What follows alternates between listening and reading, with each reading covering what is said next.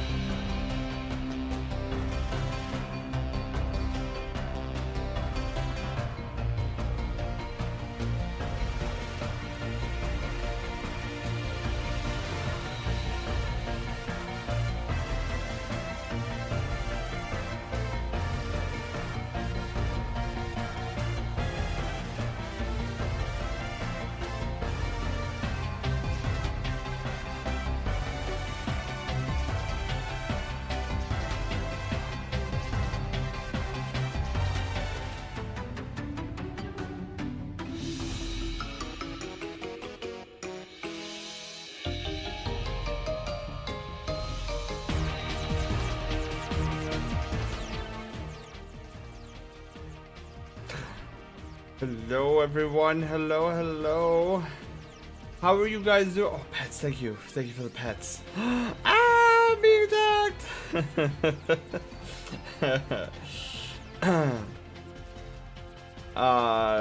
But how are you guys all doing tonight? Happy Pizza Friday Eve. Let's see here. Okay, sorry. Reading Athena's message. Athena, I'll have to think about it. I will definitely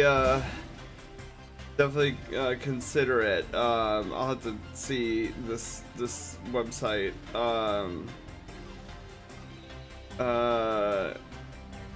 Yeah. My brain is like turned off tonight. I was had my pizza early. I baked my own using. Wait. Oh, I'm gonna butcher this word. See. I want to say it's ciabatta, but there's no H, so I have to assume it's like ciabatta, but that sounds even weirder. Oh, there is a CH sound. Okay. I was right! For once, I was right! Tomato sauce is made from scratch. Yeah, so yeah, Athena was inquiring about the merch store. Yeah, one of the reasons, Athena, I really like the Gumroad merch store is like there's no like monthly fees or anything. I just like post stuff up there. And I actually don't utilize like Gumroad. Like I don't know if Gumroad has any physical stuff. It's actually an integration. So I'm using Printful. Like I'm partnered with Printful. And the thing I love about Printful is that it's print on demand. So it's like, oh, I don't have to buy like an inventory worth of like I don't have to buy like 200 stickers and then just have the stickers in my room. And then like when you guys buy stuff, it's like, oh, okay, hang on, I gotta ship it out. Like Printful does that all for me. But I will look into it. This other place, because if they can provide better merchandise than Printful. Wait, Fourth Wall runs Printful? Really? I didn't even know that. You learn something every day, guys. You learn, yes, clearly, you learn something everything. I'm okay, guys, I swear. I'm good. I was doing Crucible Weekly in Dasani earlier. Ooh, Dragon Cat, hi. So, Fourth Wall is the parent company of Printful? I love Printful. I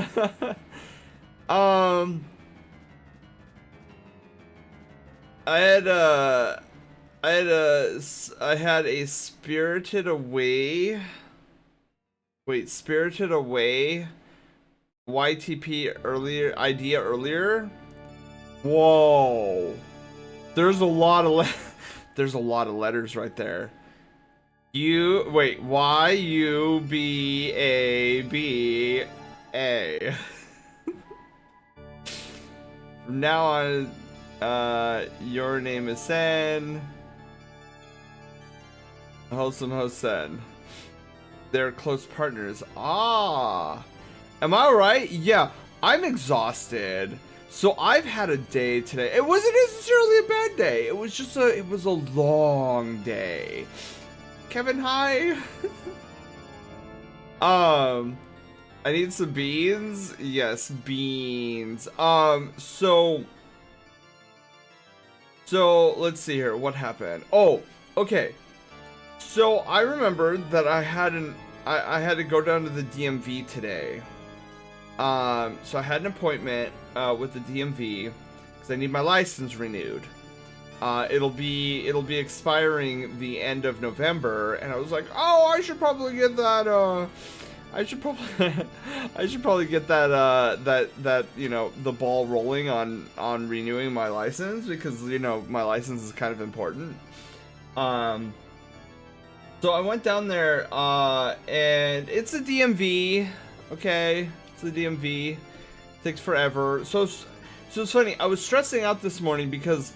Not because I had to go to the DMV, but rather, I'm like, I have work that I have to get to this morning, and, like, even though I set a time that's really early in the morning, I was like, it's the DMV. I hope this doesn't take, like, 2 hours, otherwise I might be in trouble. Luckily, it didn't take 2 hours. Thankfully. Only took about an hour, which, I mean, in my thoughts, that's fast for the DMV. So then after DMV, I had to get some class stuff done, and I was having issues with the printer, and the printer wasn't printing right, and then it was saying it was offline, and then I printed it finally, and then it came out kind of blurry, so I had to reprint it, and I was like, I just need to get to work right now. I need this thing printed so that I can give it to my students, and then get to work so that I can, yeah. So then I get to the campus, and then I get my schedule. I have my lesson plan out, all laid out and whatnot, for the day.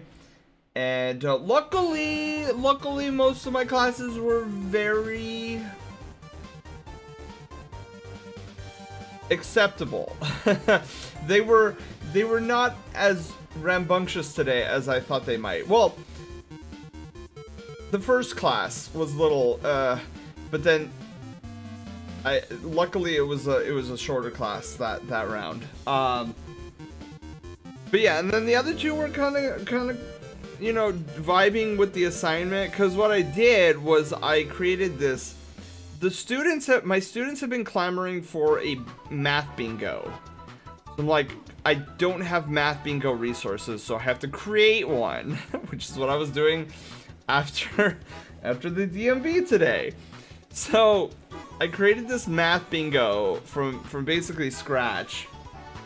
I had to key in all the problems and everything. And basically, I was really proud of it because it went over every assignment we've gone through so far in the year.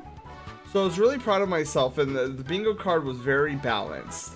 There was like word problems, there was like long division, all this stuff. Dogs make videos. I hear Mario 64 Bowser, and yes. So yeah, and then they were kind of vibing, they were digging with it. My last two classes. Oh, really excited. Well, okay, there was 3 major things that happened today. So yesterday I left work freaking out, okay? I was freaking out because my supervisor, like, kind of chopped my head off. Because, okay, here's what happened. I was freaking out, okay? I left my equipment in the classroom, and somebody had locked the door, and I didn't have a means to open it back up. So I'm like panicking because I'm like, that's my equipment in this classroom, and I don't want to leave it overnight. Like, so I'm like freaking out. I race to the front office and I find her, and I was like, supervisor, do you have your key? Because, like, I don't have access to the room right now. Somebody locked it. All my equipment is in there. And then she went and lopped my head off. Like, I could tell she was in a bad mood. But then I started thinking about it afterwards. I was like, am I not doing a good job? Is she mad at my performance? Am I doing something wrong? Like, was the anger and aggression specifically for me? Because it wasn't like yelling or anything, but it was a lot of sass. It was like a quick, snappy, sassy. And I was like, oh, I'm sorry. And this is like the first time she's ever done this to me. So it was like, I was like, I don't know if like she's mad at me or not, but I pushed my emotions to the side and I was thinking about it logically. I was like, no, she's obviously having a bad day today. Like, clearly something went wrong, and I just so happened to be like the straw that broke the camel's back, and I didn't mean to. So sure enough, I come in today and she's apologizing all over the place, and I was like, no, don't worry about it. Like internally I was like, I knew it. My emotions were like not right, like they usually aren't right. My logic won over, and I was like, no, we don't have anything to apologize for. Look, I know it's been a crazy week and probably a crazy month. Like, I get it. So yeah, I reassured her, like, no, please don't think anything of it. I'm totally good, Gucci. So then I go into class, and I don't know when this happened, okay? This was like the most ninja move.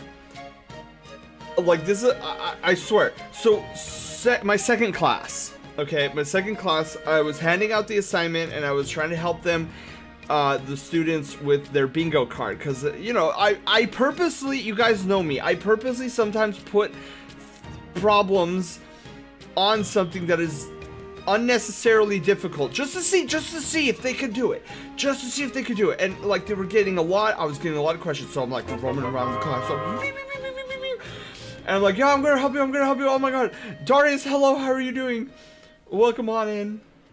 So I'm going around class, and apparently my supervisor stopped in to check on me, and I had no idea this was happening. And no idea that this actually happened. But apparently one of my students in the back of the class was not doing the assignment, and my supervisor caught her. So she took the student out of the class, and I guess had a huge talk with her, and took away, I guess it was a journal diary thing. And she told me this. So as I'm like scooting my class out to the attendance area, we have like this special area per class, where we have to take the students to and just make sure that everybody is still in their groups and nobody's gotten lost and yada yada yada, and then we take our next class, and that's how we do it. So I go, and suddenly she's like, Mr. Sen, can I talk to you in private for a moment? Like, over here. And I was like, what just happened? Am I in trouble? So I'm like internally, I'm cool and collective because I'm in front of my class or whatever. But the way she said it, man, the way she said it, I was like, dude, I'm flipping, I'm getting written up or I'm getting fired or something. I don't know. It was so bizarre.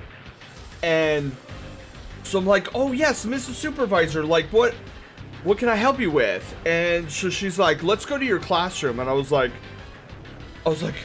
okay, like this doesn't sound ominous at all.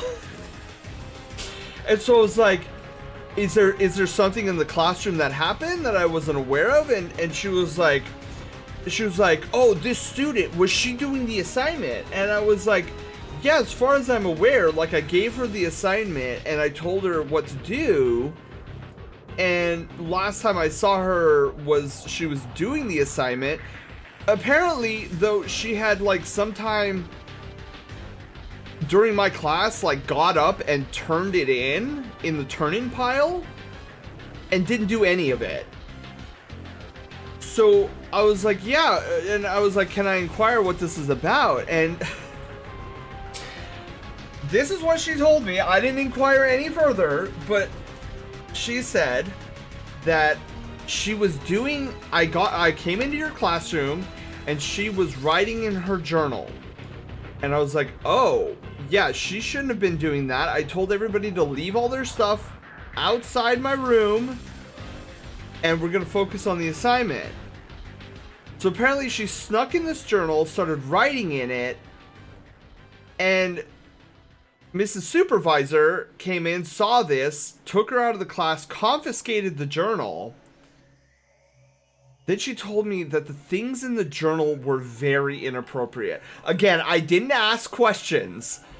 But when a supervisor says that it was very inappropriate, I'm like, oof, that's huge. And apparently the student's mother was in the office at the time complaining that Mrs. Supervisor was unnecessarily confiscating items from the student. So I'm thinking, okay, this is really bad, because you have this student writing inappropriate things, whatever it was, inappropriate things in their journal and not doing the assignment. But then you also have this student's mother not believing my supervisor and thinking that the supervisor is lying. And I'm just like, oh, that must be a super frustrating. That must be, for my supervisor, that must be a super frustrating situation. Because here you have this probably spoiled, rotten mother who thinks that her child probably cannot not do anything wrong, challenging my supervisor's authority. And what it sounds like is that the mother thought my supervisor was lying to her face. And that's when I got involved, because Mrs. Supervisor wanted proof, which I had. I was like, here's the student's worksheet. Clearly she didn't do it, even though she said she did. And like, if she's saying that she submitted the assignment and did it, I was like, no, see.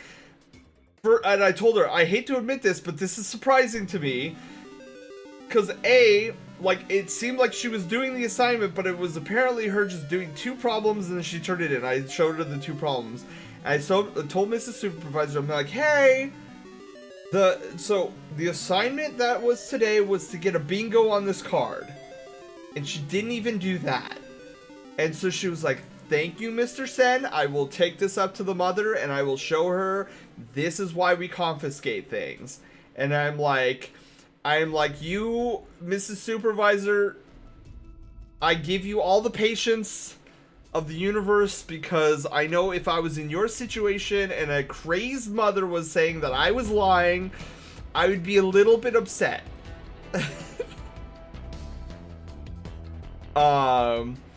Yeah. So, I couldn't believe the whole situation. But, guys, oh my god. Then the coolest thing happened. Okay, so this entire past week, we have each classroom. I've never seen this before. Each classroom is set up with this giant flipping TV on wheels. Giant TV. I'm talking about, like, this is the type of TV you pull out when you're like watching something massive with friends. Like, I don't even know how many like inches this television is. It has to be at least 50 inches. It's taller than I am. So they call these things, what is it? Promethean boards. Okay? They're touchscreen. And they can run Windows and YouTube. And like this drawing program, okay? Drawing program. Anyways, I get distracted with that program a lot. But that's just besides the point. So this Promethean board thing comes equipped with this really nice stylus that allows me to draw on the board. And this really crazy, I've never seen anything like this, guys. It's this eraser, you know, like a chalkboard eraser. It's a chalkboard eraser specifically designed to erase on this board without scratching the screen. And I was like, whoa! Anyways, so it's the first time I've ever seen like an electronic eraser. I call it an e-eraser. But last Thursday, I was using this eraser. I was like, okay, let me erase this thing. So I erased it, put it on the table in front of this giant board, this giant TV. I turned around and I started helping students. I dismissed the students and I brought in my next set of students. And midway through that next set of students, I was writing stuff on the board. I'm like, okay, we're done with this one. Let me erase. And I couldn't find the eraser. Guys, I couldn't find the eraser. I looked everywhere. Rodzuko High, North High. Okay, so I couldn't find this eraser anywhere. So I immediately stopped the class. I was like, class, have you seen this eraser? It is not here. It was on this table. I do not know what happened to it. Have you guys seen it? Did you guys touch it? Did you guys move it, bump it, anything?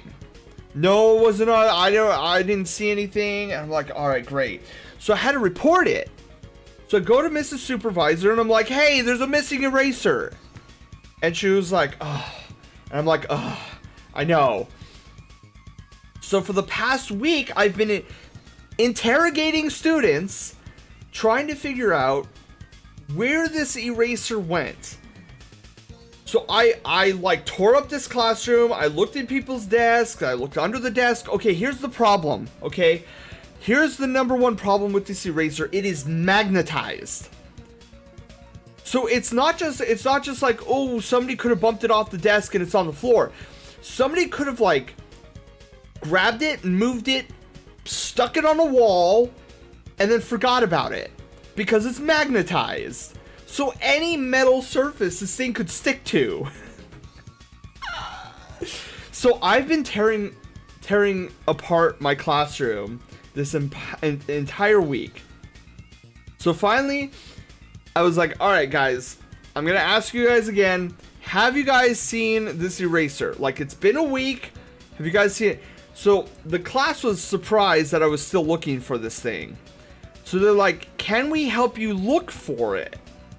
And I was like, okay, let me take attendance. Let's take 5 to 10 minutes. We'll all get up out of our seats. We'll look in this classroom. We'll see if it's anywhere. Suddenly, like 3 minutes later, one of my students is like, I think I found it. And he was holding up an eraser. And I was like, whoa. Okay, wait, before we get all excited here. The teacher who owns the room got a new eraser. So there was a new eraser. And so like when he said he found it, I was like, okay, this is just a ploy. He just took it on the back. He took the new eraser and is like trying to be the hero or whatever. So it's like, okay, hang on. Wait, now did you take it from back behind the television? Because there's a spot behind the television that is magnetized specifically for this eraser. And look behind the TV, and there's an eraser there, stuck on its little perch. And then I look back to my student, and he's holding a second eraser. And I was like, that's our missing eraser. And I said, where did you find this thing? Okay, he found it. There's like this metal table thing that holds a projector with like flaps. Okay, so it's like this little square thingy, and then it opens up with little metal flaps. He said he found it stuck under one of these metal flaps. And I was like, I knew it.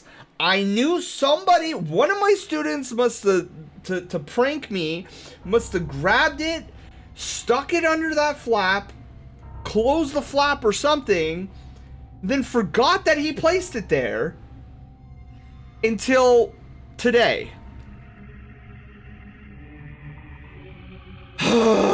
So I was happy. We solved the case. I no longer needed to be Detective Pikachu. So I was telling my students I'm Detective Pikachu this week. I'm trying to find an eraser. We found the eraser. I have my suspicions on what happened, and I have my suspicions on who the student was. But we at least found it. A surprise detective face. Okay. Are you talking about some sort of class smartboard? Yes, Dio, yes. Failed. Hi. How are you doing? Anyways, so that was my day today. Long, arduous, exhausting. Had to deal with the DMV, all that stuff. Failed. How was Roblox? How are you doing? Happy Pizza Friday Eve. I just got done talking about my day. Now we're gonna go in and do some more art before I talk for another 40 minutes. I'm surprised your classroom doesn't have cameras. Yeah, no, for it's a little bit of a tricky subject, North. So technically we're not supposed to have cameras in the classrooms. Just because the whole gray area of videotaping children, we get into a muddy gray area that none of the teachers want to get into. So that's why there's no cameras in the classroom.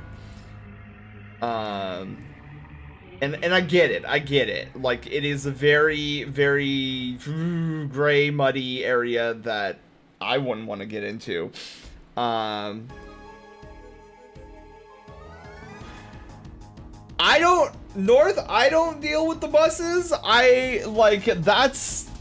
Look, I just know there's my classroom, and you know, I don't want video, I don't want like people, cuz like parents are crazy sometimes.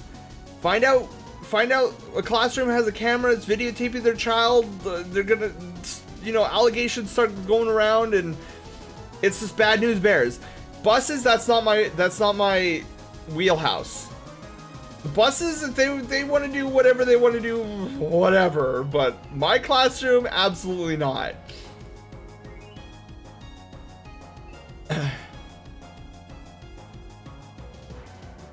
Prisoner parent don't want proof. Well, as a teacher, I just don't want parents, like, okay, parents are crazy, okay?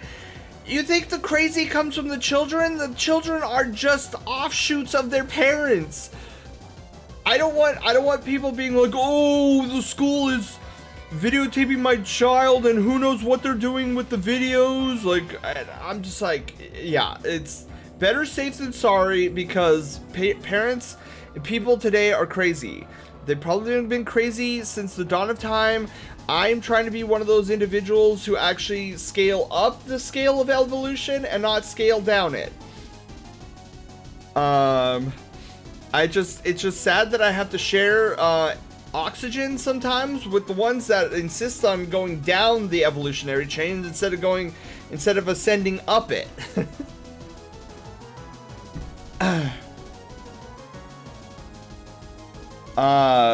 So yeah. If you guys think that should be different, I'll leave that up to you. All I know is I'm trying to teach students, and I don't want crazy Tasmanian devil. I waited 3 in the morning on a Black Friday to get my best deal TV, and I'm gonna mow down anybody who gets in my way parents. It's not fun dealing with those people. But anyways, let's get to drawing, shall we? So, we were gonna move on to line art right now, but knowing that Alex's Sona is part dragon, I kind of want to do a variant of this sketch. And I want to see... Alex, you're here! Hi! Alex, I was thinking about taking a little bit of creative liberties and then seeing what you think of those liberties. This is why we are duplicating the sketch layers. So if you're like, no, I hate it, we can always go back to the original one.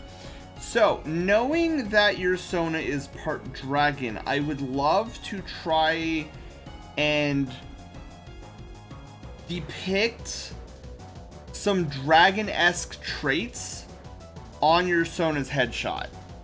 I know the primary genes of your Sona is a white wolf, but I think it would also be cool to have some physical traits of a dragon.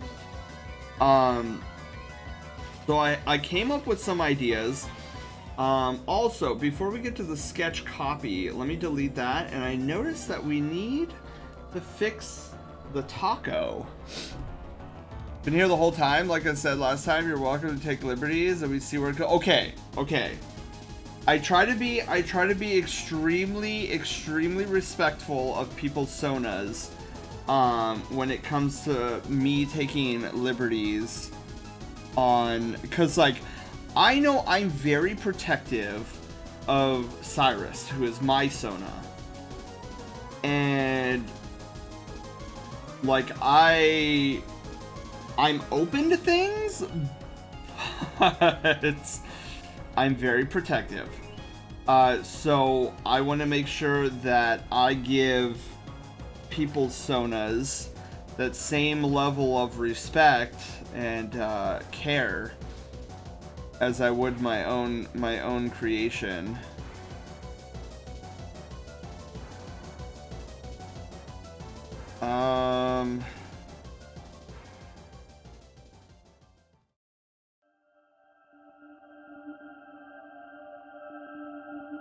Yeah, I think we're gonna change the shape of the nose a little bit here. Yeah, that looks better. However, we need to fix the taco.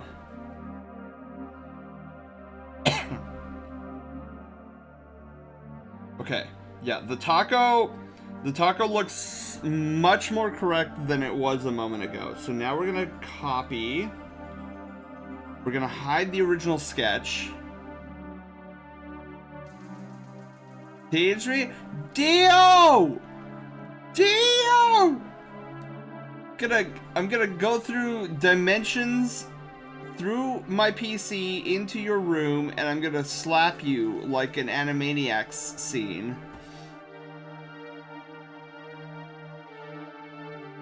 I'm not good, says Dio, yeah. Shame! Animaniacs, my beloved! Yeah, I used to watch Animaniacs all the time growing up. Alright. So, one of the things I was thinking about doing, do you see this primarily on a lot of floofy dergs? Oh my god, wait, I'm blocking you guys. Hang on. Realize that. Look at, I'm blocking you guys. Let me lower myself. There we go. Just not good, I swear. I know! Take some pride in your work, Dio. You do good work. You're a good artist. Alright, so I see this primarily on floofy dergs, where they have this okay, hang on. Wait, I'm already doing this incorrectly. I have reference for this.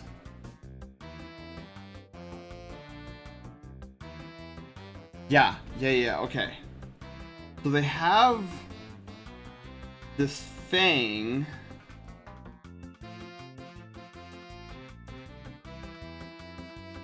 But it looks like it's part of the lip. And then we could do the same thing for here. And then I want to see about, I was thinking about it, and I'm like, I think I want to try maybe baby horns, baby dragon horns.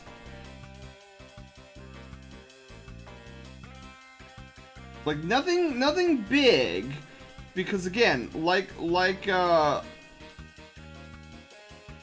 we talked about, the wolf genes are primarily visible. But I thought like maybe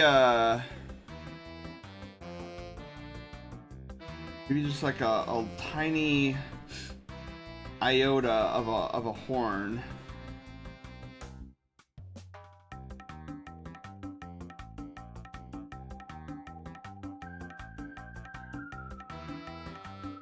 And then of course there would be another horn on this side. Well, but I don't think you'd be able to see it from that angle.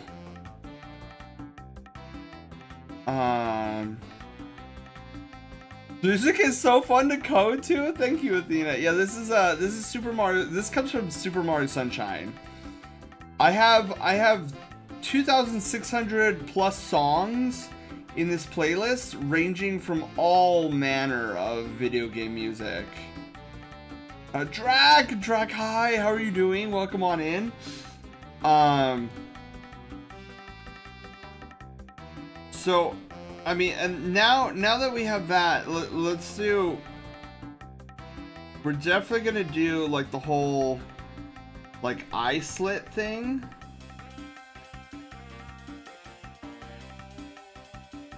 I feel like the eyes would depict more of a dragon. Where can I access this playlist? Athena, unfortunately, it's an offline playlist that I've collected over the years. Like, these are all files I have on my computer.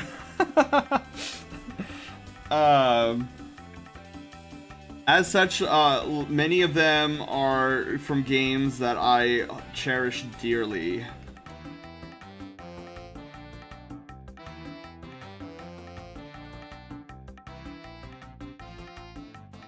Okay. I never thought about it. Yeah, because, Alex, wait till we get to colors, okay? I got up 2 days ago thinking about your Sona, and I was like, all right, how do we depict Phoenix traits on your Sona? Because I'm thinking Phoenix is a bird, wings, like feathery wings, and then I had this brilliant idea for a fur pattern. So when we get to coloring, Alex, I have this sick design in my head. I want to see if you go for it when we get there.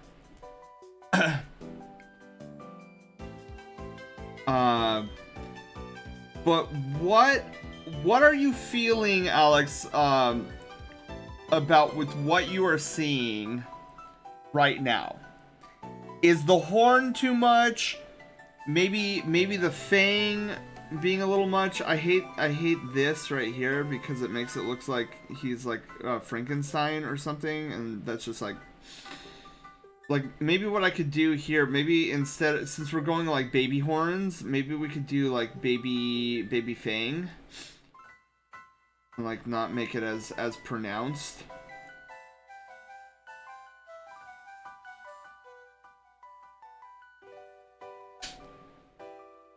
But I definitely think that the dominant gene, though, in your Sona will be the wolf.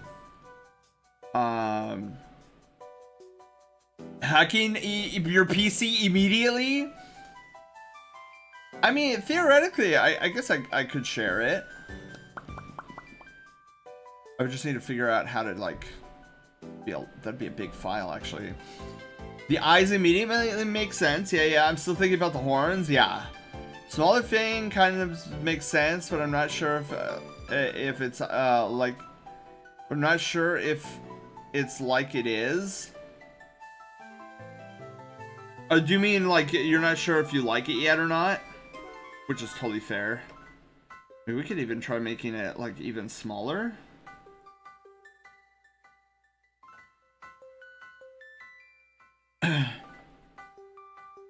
Maybe something along those lines.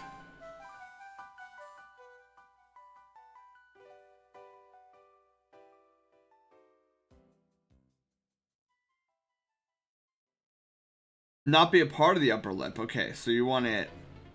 Okay. So in that case, what we do here, do something maybe along those lines, which I think looks fine.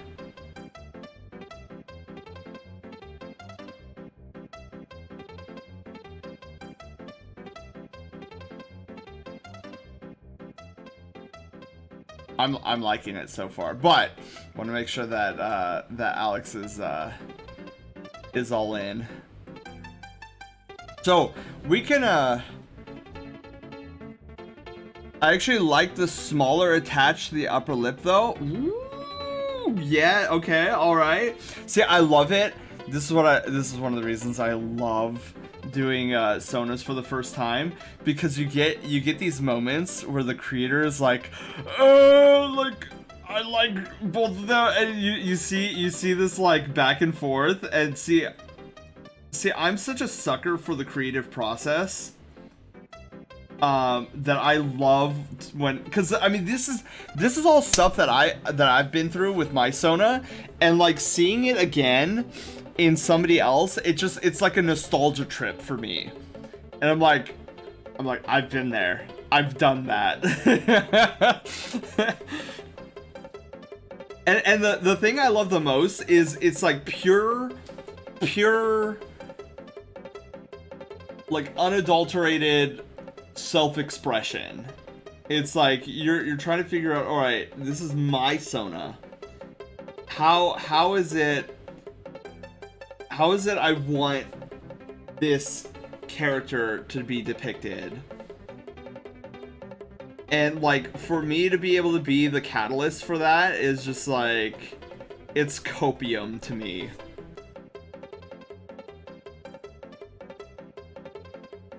I feel like you did the reverse with me though. Yeah, okay, true, Pan. Like, this is true. I definitely took a leap of faith. I was like, I've known Panda for a long time, and I know that I know some of the things he likes. I know some of the things he doesn't like.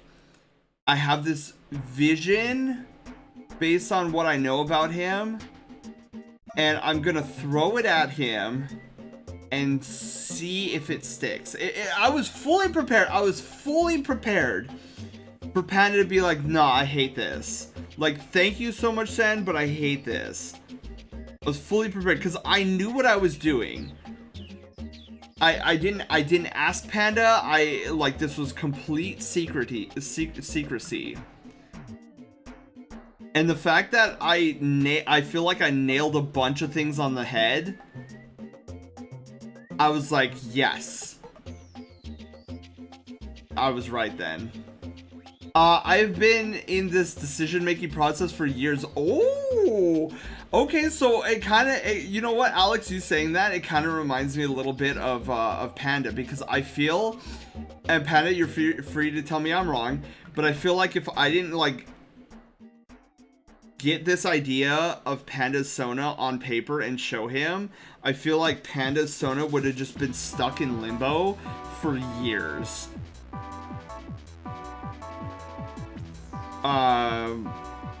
Trouble deciding what even little changes occur or do not. Can you show me the horns without the oh yeah, absolutely, yeah. Let's do it. See, I always gravitate towards the little divider lines because I'm such a sucker for Spyro the Dragon. Okay, so there's what it looks like without the divider lines.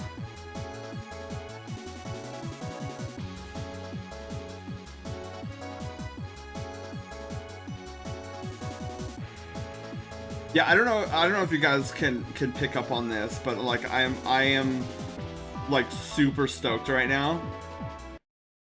Like I'm like that dude at the hospital who's not there for any particular reason, but I see like two parents in the lobby, like right next to me, waited. Oh, sorry, I see one of the parents in bated breath waiting for their child to be born, and they're like, what is it gonna look like? What's the gender? Because we didn't do a gender reveal party. And like, I'm sitting there thinking like, yeah, this is gonna be exciting for them. And I'm sitting here with Alex. I'm like, it's gonna be exciting for Alex. Oh, think about it. Let's work on something else while I think. Okay, can do. Okay, so since I really didn't, let me go to the other sketch. So here's the cool thing. Since I didn't do anything in particular with the exterior. Oh, well, except for that little fang. Oops. Hey, oh, no, you know what? It's fine. We'll, okay, let's work on line art. We'll work on line art because like 90% of this sketch is done. And it's just like a little 10% difference. Shadow! Oh my god, Shadow! Hello! Oh my goodness. Oh, I need to take Flip. I need to take the I need to take story mode off. That's the thing I forgot to do. Shadow, hi, Broom, hi! Oh my god, where are you guys? Oh, Minecraft! That's right, Shadow, you're doing the community stuff this week, right? Nico, hello! How are you doing? Keep the horns as they are. Okay. Guys, if you don't know Shadow, Shadow is heckin' amazing. I love his content. He's a really chill guy. Him and the Shadow community reminds me of like a mirror of our community, which is probably why I love Shadow's content to begin with. So if you guys haven't, check out Shadow. He's doing a bunch of community stuff right now. All addicted to Minecraft. Wait, Shadow. I think I asked this of you like last week or the week before. Is this modded or vanilla? I feel like Max, hello, how are you doing? Community month. Let's go. All right, hang on. Let me take off story mode. There we go. It's vanilla. See, I like vanilla, but I also get really, really into the redstone stuff. And vanilla just does not have a lot of great options when you're trying to come up with logic gates. Now, I'm sure like some Minecraft purists will be like, well, Sin, excuse me, but like, did you know that way back when in Minecraft 1.2 to make an end or gate required like 64 different blocks, and we've gotten that down to, I don't know, 4 blocks? I'm like, yeah, that's great, but it's still 4 blocks, and trying to make something look nice that's 4 blocks wide, that's just redstone powder everywhere. It's a little hard. We're doing bedrock to allow console play. Oh, that's right, I forgot about that. Cool. I've heard a lot of the community prefer modded. Yeah, I only prefer. Yeah, I think just one of the main reasons I prefer it is just like the crazy mods for redstone. Like Thaumcraft is a whole different story because I'm such a magic nerd, and I'm always gonna like Thaumcraft, which is the magic mod in some way, shape, manner, or form. However, when it comes down to it, I could live with vanilla if there was just like the modded blocks for redstone. Then, like, one of the things, I don't know why they haven't implemented it, but Shadow, one of the things that they need to implement into vanilla is wireless redstone. Just do it. Mojang, just do it. Then I can create these beautiful contraptions that could fit inside of a house and make it look pretty. Because that's my whole thing. Fashion, beauty, curb appeal, that's all me. I'm an artist.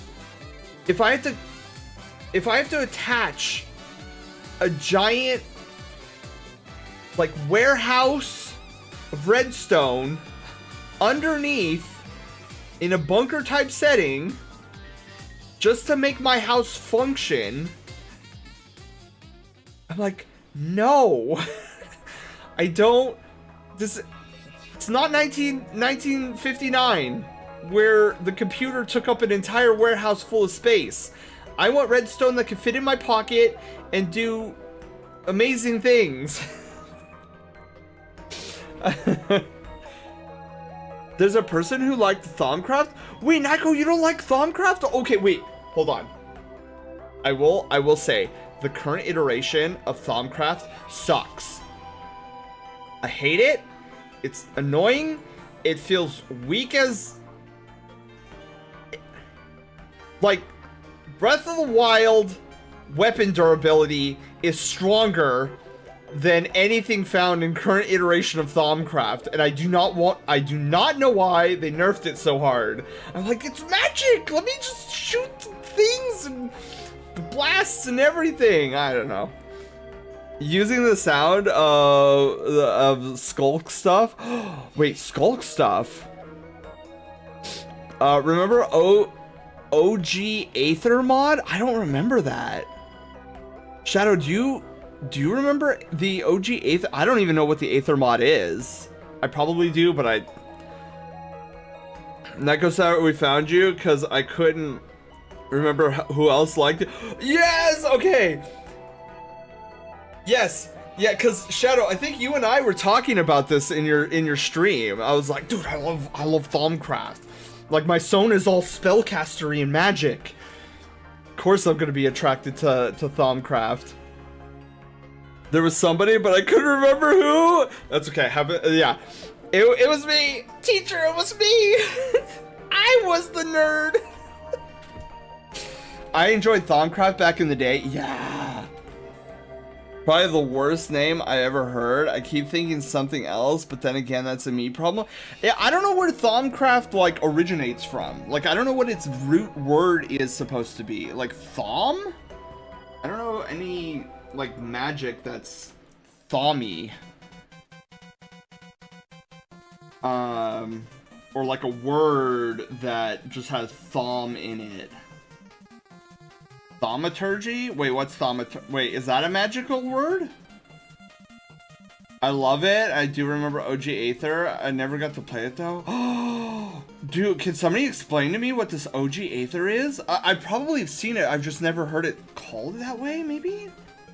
I just get really bored playing. I have diagrams. Wait, where are my diagrams? Hold on. I have diagrams, guys, of my Minecraft. I make a cabin in Minecraft. No matter what server I'm in, I make this very particular cabin for myself. Where is it? Sen's cabin. Okay, look at this. I have a folder.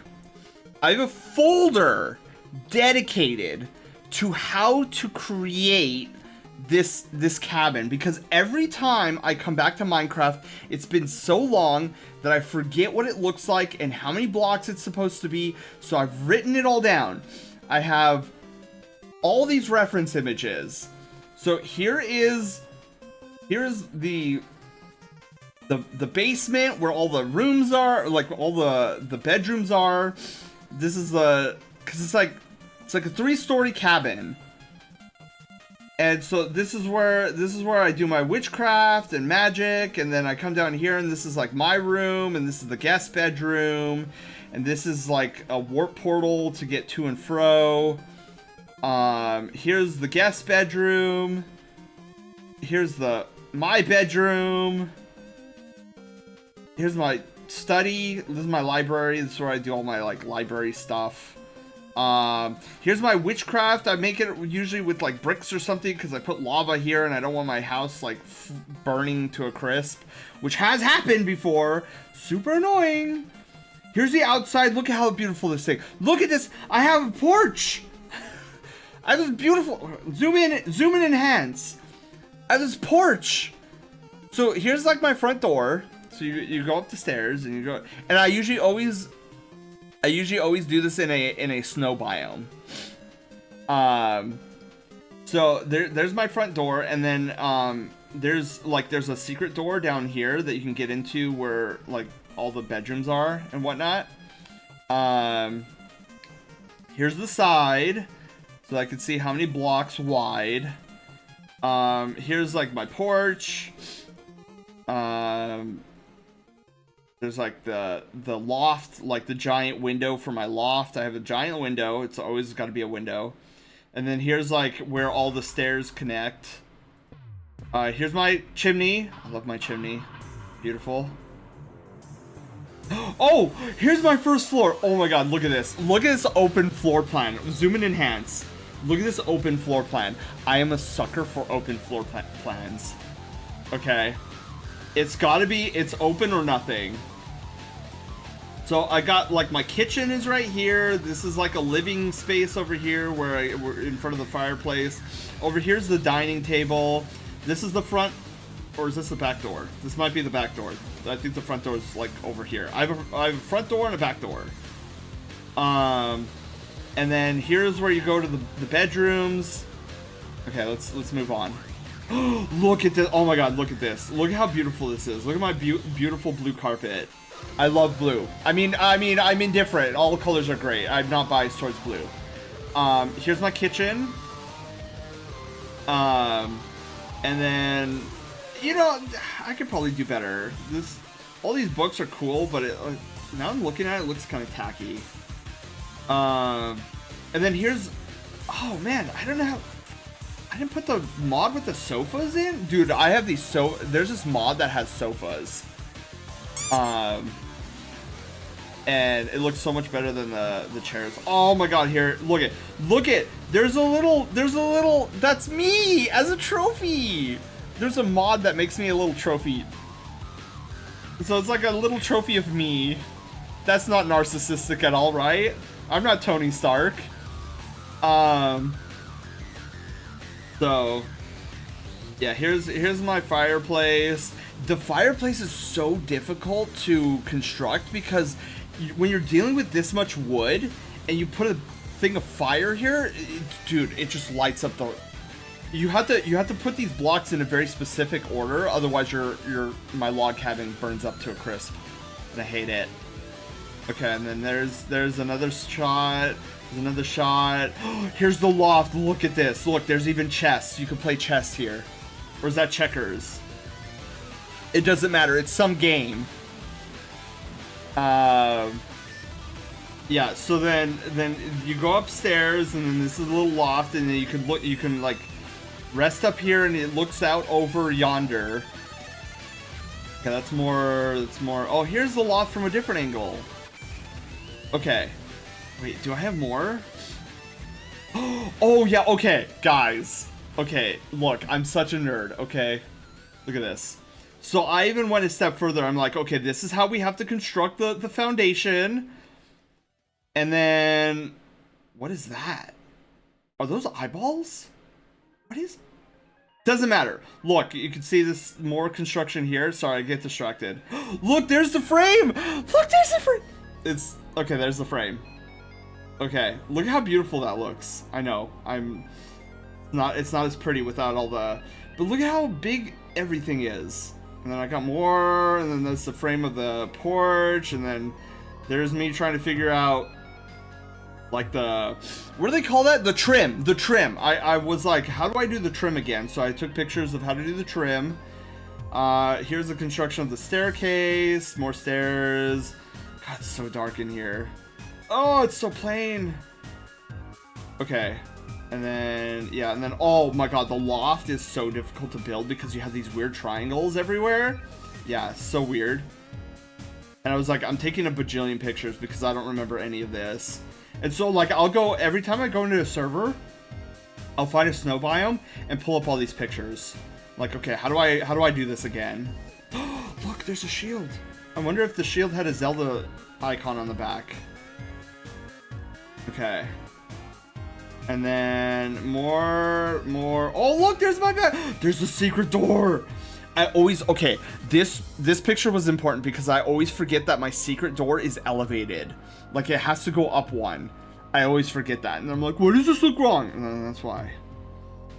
Okay, and then more of this. Oh, guys, look at. There's my wheat. I live off bread. And bread alone. Anyway, sorry, that's my wheat farm. Okay. And then, yeah, and then I had to like do all this. Look, there it is. It's coming together. Oh wait, is that my last one? Oh, that's the last picture. Okay, sorry, I got uber distracted. But yeah, that's my cabin. I get very excitable when I talk about things that I create, and nerd out over. So yeah, that's my cabin, and anytime I'm in your Minecraft server, you can guarantee that I'm building just that. You won't hear from me for like hours, and then you'll be like, is Sen still alive? And then I'm just like, oh yeah, sorry, I'm still here. I'm just building my cabin. Don't worry about me. Oops, wrong tool. Okay, there we go. All right, so let's get some line work in. Let's see here. But Shadow, oh my god, I didn't even ask. How was Minecraft? How did you guys do? What did you guys do? God, I went on that tangent and then I floored it. But wow. I'm happy with the bigger fangs. Okay, wait. You want bigger fangs? Okay, so bigger fangs than what we have here? The soap with your face carved into it? Yeah. Well, if there was a mod for it, you know that I would put it on there. I'd be like, look, it's a little cute chibi of myself on a piece of soap. For no reason whatsoever. The ones you originally had. Okay. So let's go back to our pencil tool. I want to get off the pen. Alright, so pencil. We'll go in, we'll zoom in and enhance. Okay. Whoops, maybe that's a little large. Hang on.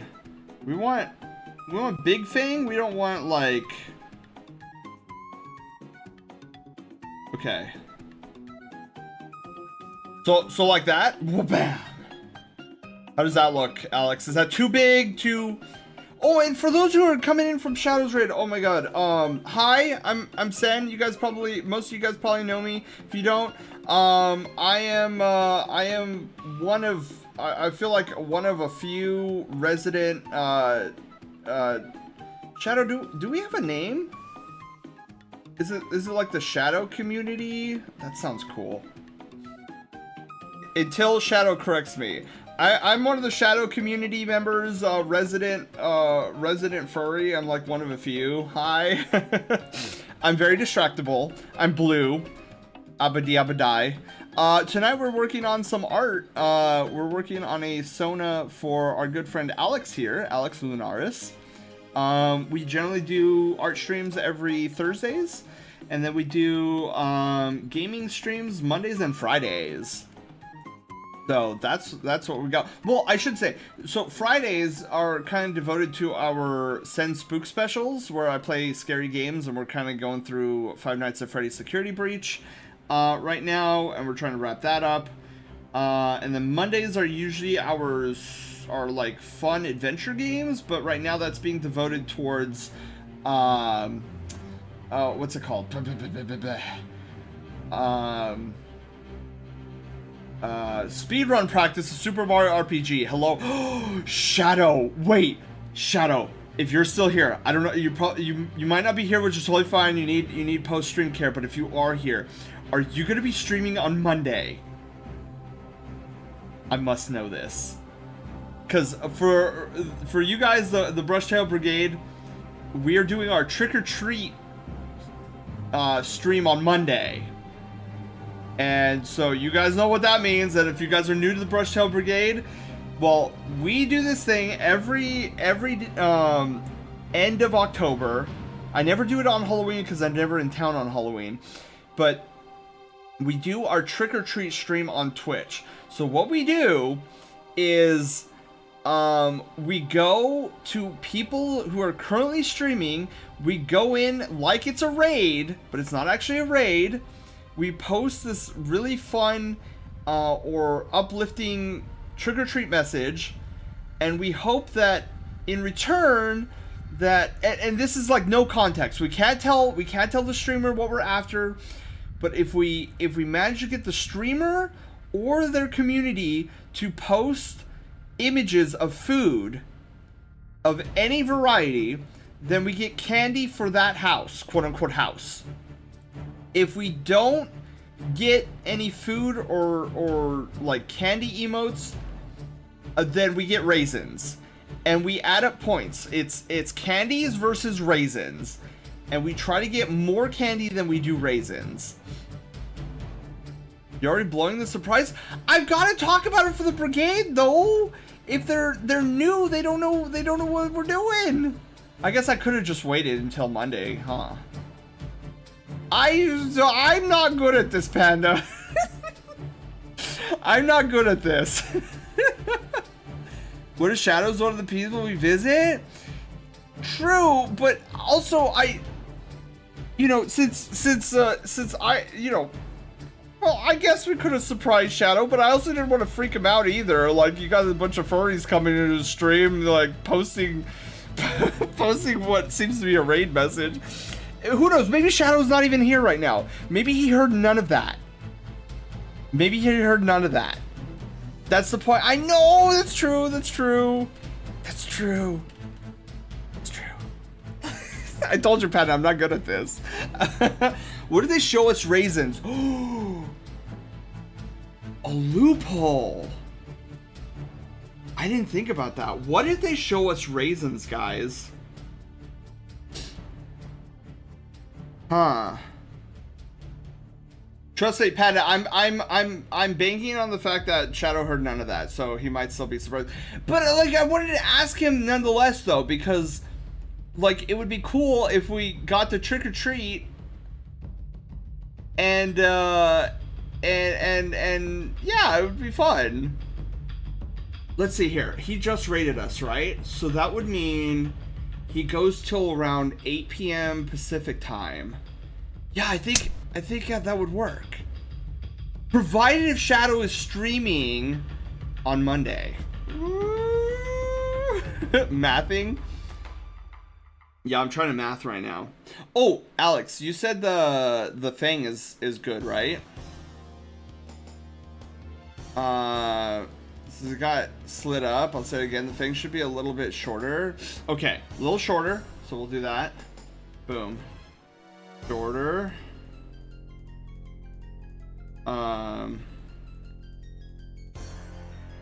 wait, that's not shorter. I can make this shorter. Bam. I think that looks pretty good. Oh, Alex, are we still like trying to decide on the horn? I feel like we're still trying to go under the thorn, or whatever I'm trying to say. I'm so sleepy. Whoa, what happened there? Whoa, what happened? What's going on? Okay, the way you discarded was actually fine. I just noticed, I haven't seen anyone, any of their streams, so I figure it would be a good way for a lot of brigade to see Shadow in. Oh, that's true! Yeah, Penna, I want to make it a priority to trick-or-treat at Shadow's house, quote-unquote, his channel. If he's on Monday, that would be sick. Then we get to see Shadow in his element! It would be so great. It'd be so great. Yeah, it's funny. There's very few amount of like non-furry streamers I watch frequently, and I would say Yelleth is one. Megan Hertz is another. Shadow of Souls is another, and I feel like there's a fourth one I'm missing. I'm not remembering off the top of my head at the present. But yeah, everybody else are basically furries that I watch. The way discarded was actually fine, and the horns are good as they are. Okay, cool. So let's get to line work then. Dude, Hype City. Yeah, I first met Shadow while he was doing Super Mario RPG, and you guys know how much I Twitch surf in that category. So I was Twitch surfing in Super Mario RPG's category, and I was like, oh, look at that! I saw Shadow's thumbnail, right? And I was like, this guy looks really cool. I'll see what this stream is like, because you never know, right? That's kind of the magic about Twitch surfing. If you guys have never Twitch surfed before, it kind of can get exciting. You're like, I don't know. It's like a box of chocolates. You never know what you're gonna get. Sen, yeah. What? Oh, I got cheese. What? Yes. Let me try to focus my ADHD brain in on for just a split second, and see what Alex has to say. Horns are good as they are. I feel like I missed something. No, the way you discarded was the Fang. A touch longer? Oh, a touch longer. Yes, of course. A smidgen longer. Oh, you know what? I could probably do this.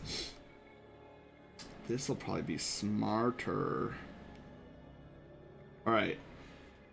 So we are gonna transform scale.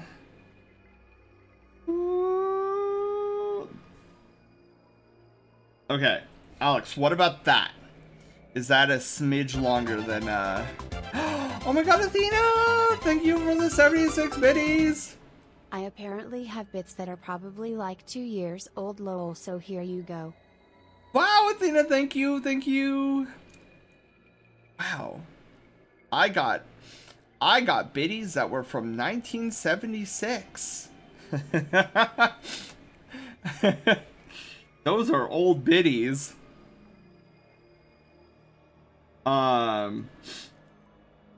Shoot, what was I talking about?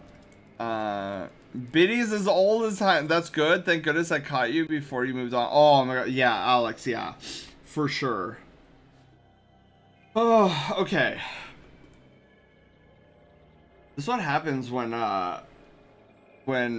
you get an exhausted Sen, get overly hyperactive and excited. You get like this crazy talkative Sen that just, it's funny. It's like a cappuccino high where it's like you're going, and then whoosh, you crash down. It's like a massive crash. All right.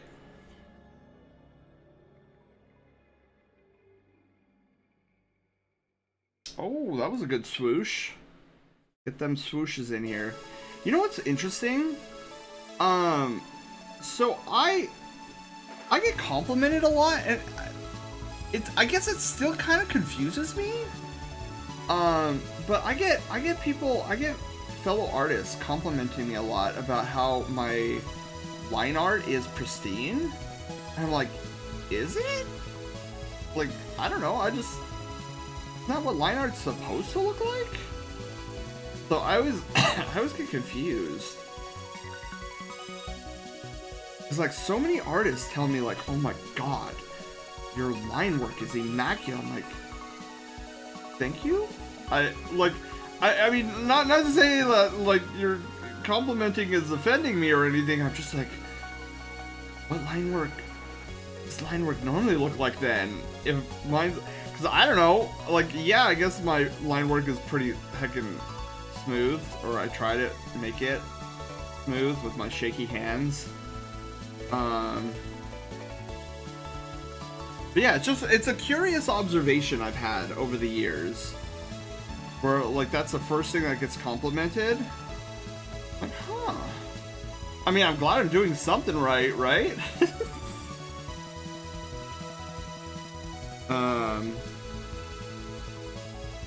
But yeah, I guess I need to pay attention closer to other people's artwork. Because I just look at somebody's art and I'm like, oh, it's so pretty. It's flawless. And then I oogle it. Do you use a sushi? Yeah. Do you use a tablet to draw? Yes. So I use a giant 24-inch Huion tablet that is strapped to a monitor arm that allows me to like move and pivot the monitor on a whim. It's really handy dandy and actually vital for me because my workstation is comprised of 3 monitors, 2 regular monitors, and then my giant 24-inch Huion Canvas Pro.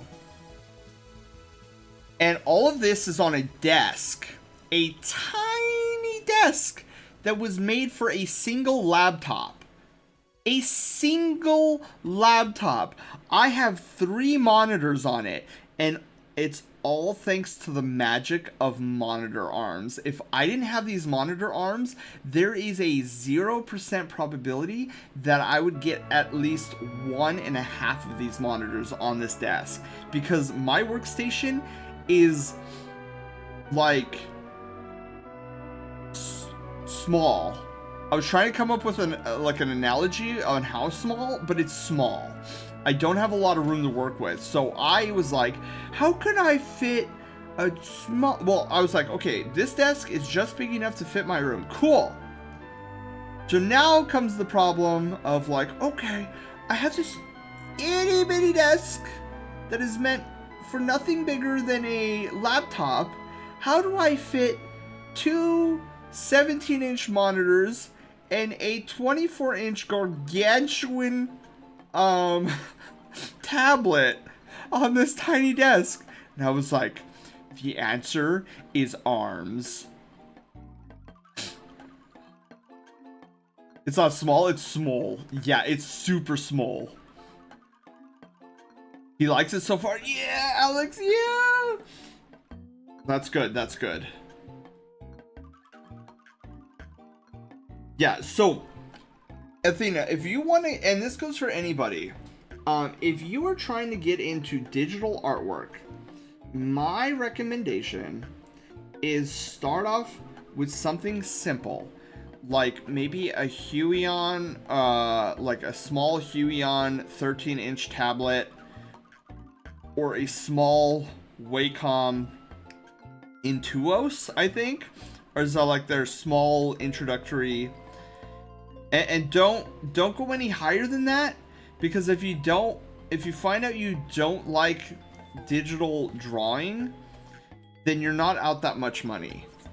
Now if you're like, cool, I'm loving this, I want to do more, I want to get one with a screen, which if you're planning on doing this consistently, it is highly recommended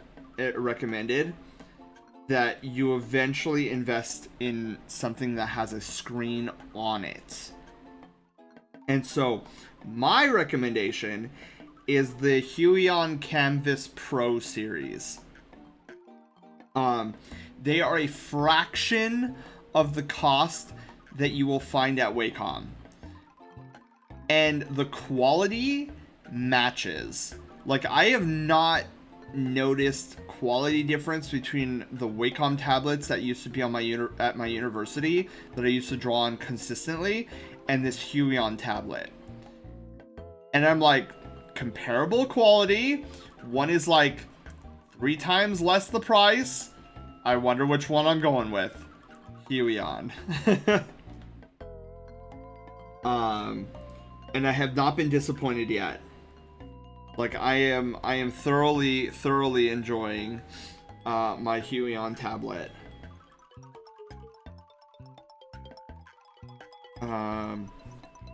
Now, price-wise, the Huion tablets, you're still looking at hundreds of dollars, but for a Wacom tablet the size of my Huion tablet, would have cost me $3,500.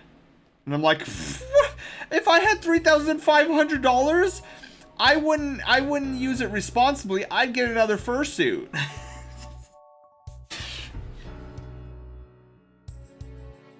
Huion?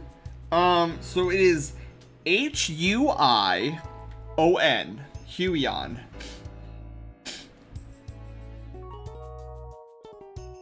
Yeah, so can I not just link it to a monitor? Yeah, so the any graphics tablet you get, whether it has a screen on it or not, it'll hook up to your PC. And then like if it comes without a monitor, you can use the tablet and you'll just see the brush on your monitor. But for getting into any form of seriousness with your digital art, and you have the funds for it, definitely invest in one that has a monitor on it, like a screen on it. You'll notice a pretty sizable difference.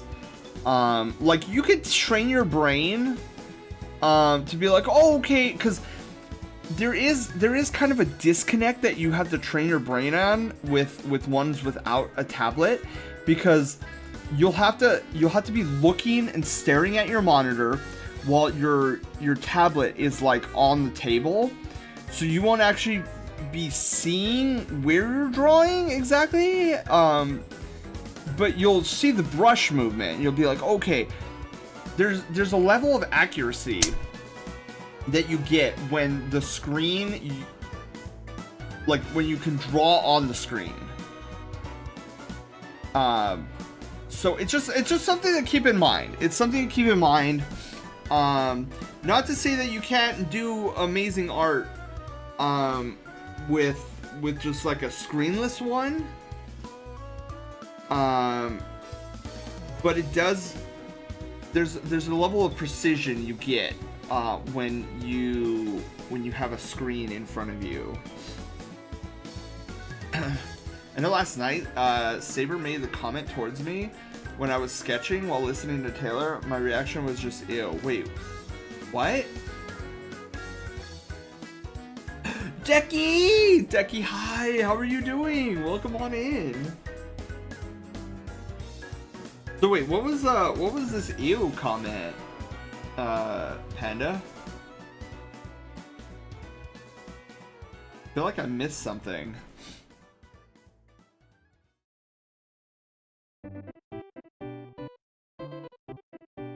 We're gonna be playing this for Retrovember, guys. Yoshi's Island any %. How are you doing, Decky? I'm doing phenomenally. How are you? Happy Pizza Friday Eve. And shoot, I didn't wish Shadow in the Shadow community. Guys, everybody coming in from that raid. Happy Pizza Friday Eve. I hope your Thursday has been going amazingly so far.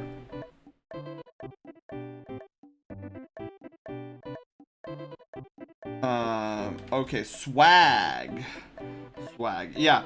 So when just starting out with digital artistry, yeah, I would say you're good with just the basics. Just to test the waters, just to be like, do I like this? Does this feel good for my brain?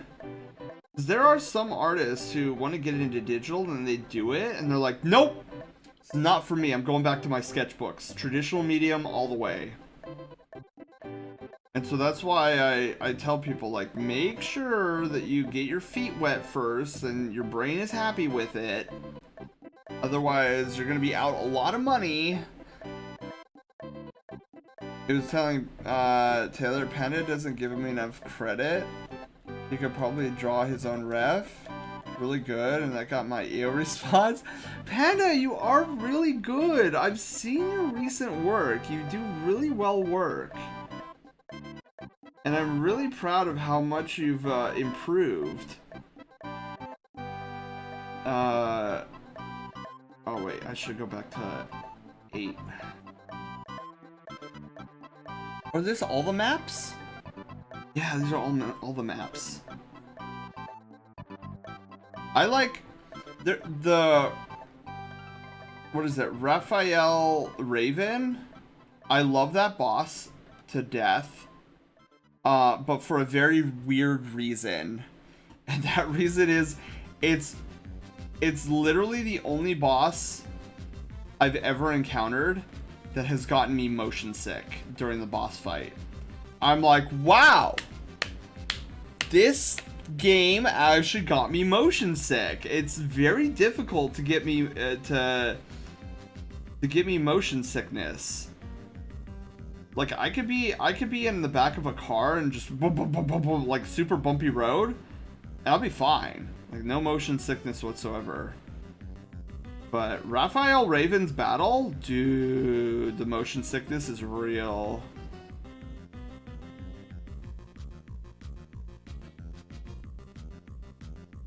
Watching a lot of artists drawing, and I'm like, I would also like to do that. My hand is tired of this physical.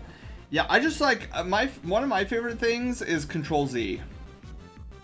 Can't get that in a sketchbook. Which, funny enough, I've done that before. Where I'll be in a sketchbook and I'll be drawing, and then I'll put my hand in the corner, like my index and my thumb, and I'll be like, Control Z. I'm like, oh yeah, this is a book. This isn't a computer.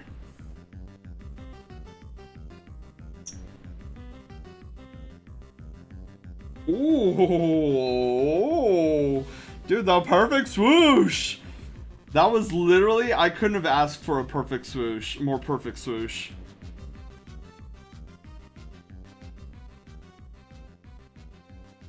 Okay. Bump this up to 15. So here's one thing to keep in mind. Line, you can utilize line to accentuate depth and volume. So see how with this ear, I made the top of the ear thicker than the bottom, so this line is thinner than, or thicker than this line, and that conveys volume. So it's interesting some of the tips and tricks you could do with just line in and of itself. Are you having fun with my ear swooshes? Yes, I'm having a ton of fun.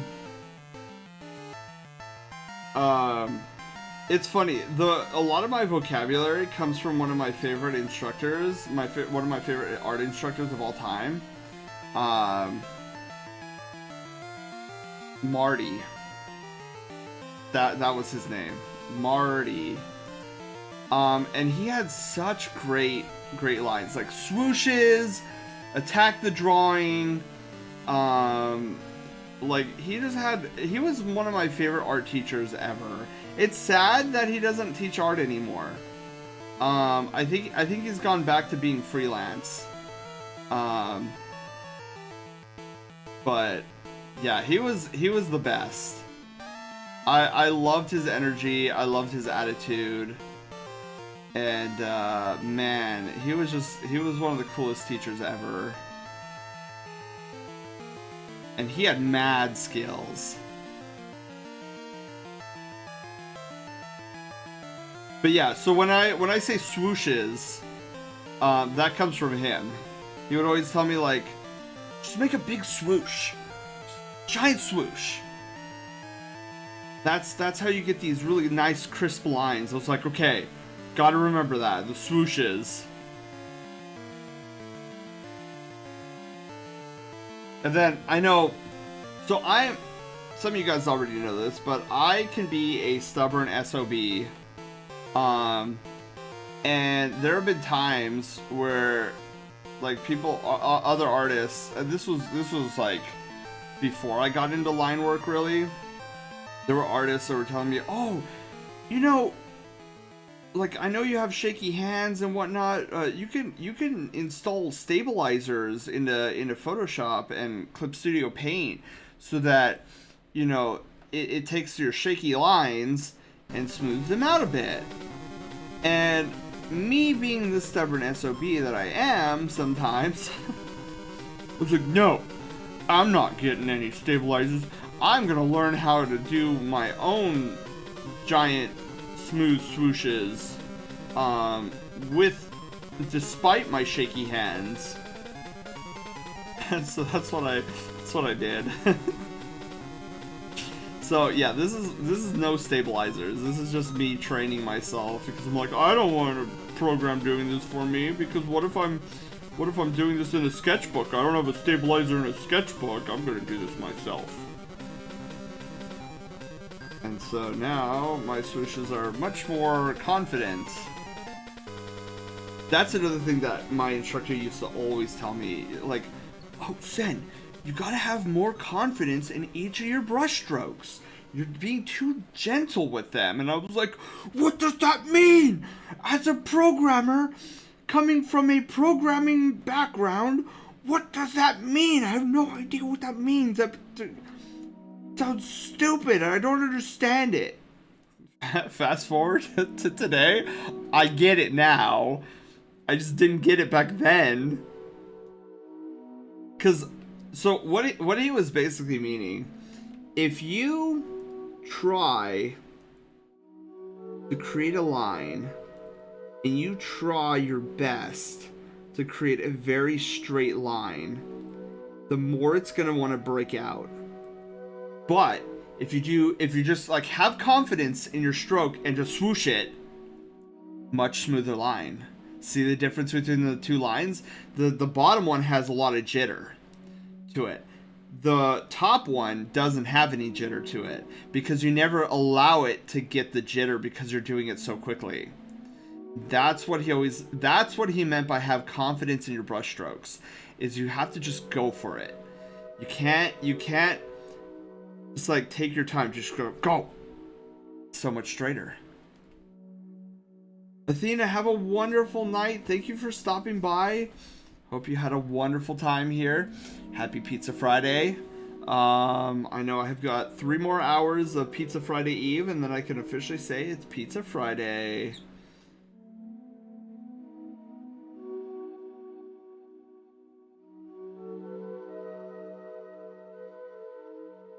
Now, see, now that I have confidence with my brush strokes, what I need to gain confidence in is like not nitpicking a bunch of like anatomy stuff. Like I will nitpick and nitpick and nitpick, and then it comes out looking worse and worse. And I need to adopt the mentality of the swooshes, but for anatomy. Like just do it. Don't. Wolf, hi. Yeah, the missile has become tired and behind on classwork, so I must go. Athena, have good luck on your homework. Imagine not being a great artist, but also an incredible superhero raccoon. Would smooch every time. Wolf, hi. Welcome on in. Okay.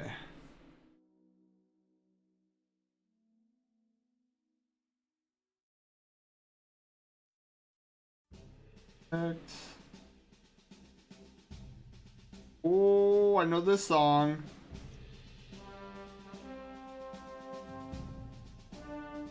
This is Halo 3.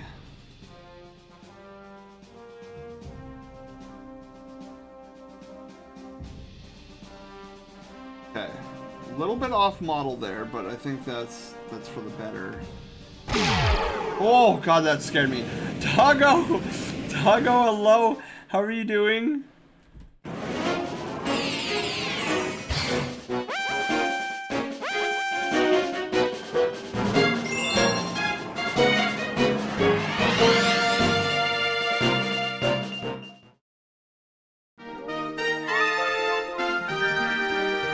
Of course you would, of course I would. Oh god! Oh god.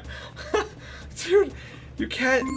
Dude, I don't like spooters. You can't just. Oh my god, I touched it. You can't just.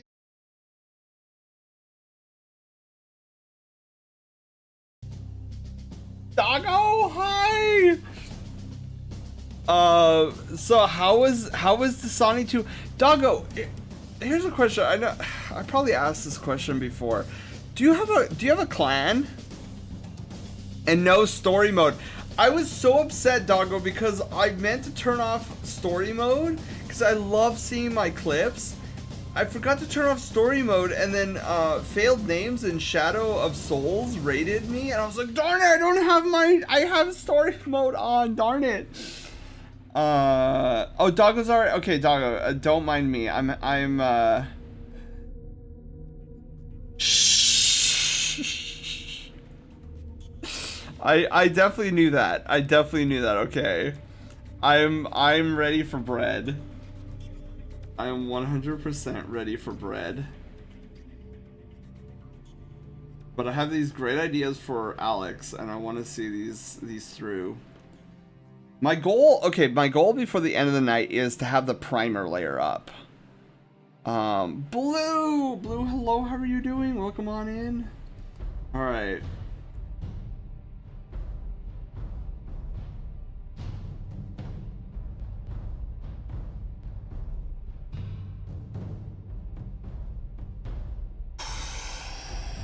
Ooh, it's off model, but it looks so much better. Ooh.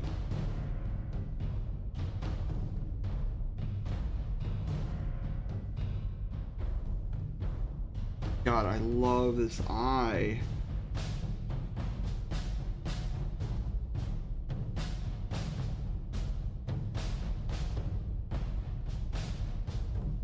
Okay. Then we need to do the same for over here. Let's stretch our legs. Let's stretch our leggies, guys. Okay, hang on. Give me a sec. I'll stretch them leggies here shortly.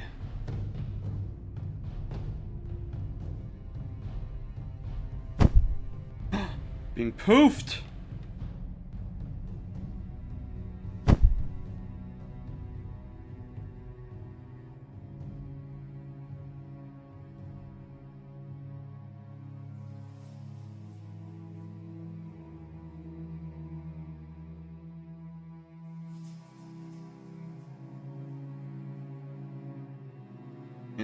Give me a sec.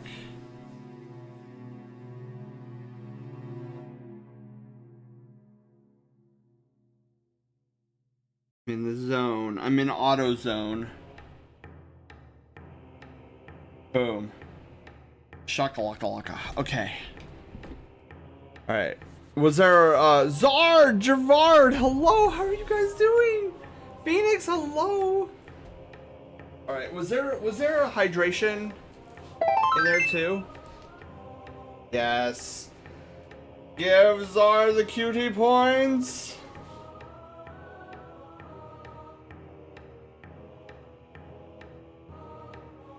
Oh! I just remembered. I meant to do this before the stream started, and then I totally forgot. I need my pills. I need to take my medication. Hang on. It's that time of the week again. I meant to take this earlier because when I got home from work, I could feel my esophagus dying. I was like, oof, I need to take my pills, and then I forgot.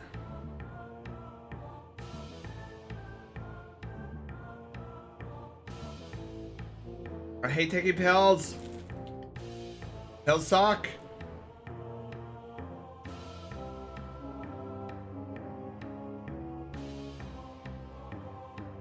Yeah, I have pretty bad acid reflux.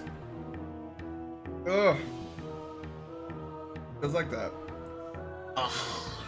Feels like the pill is stuck in my throat.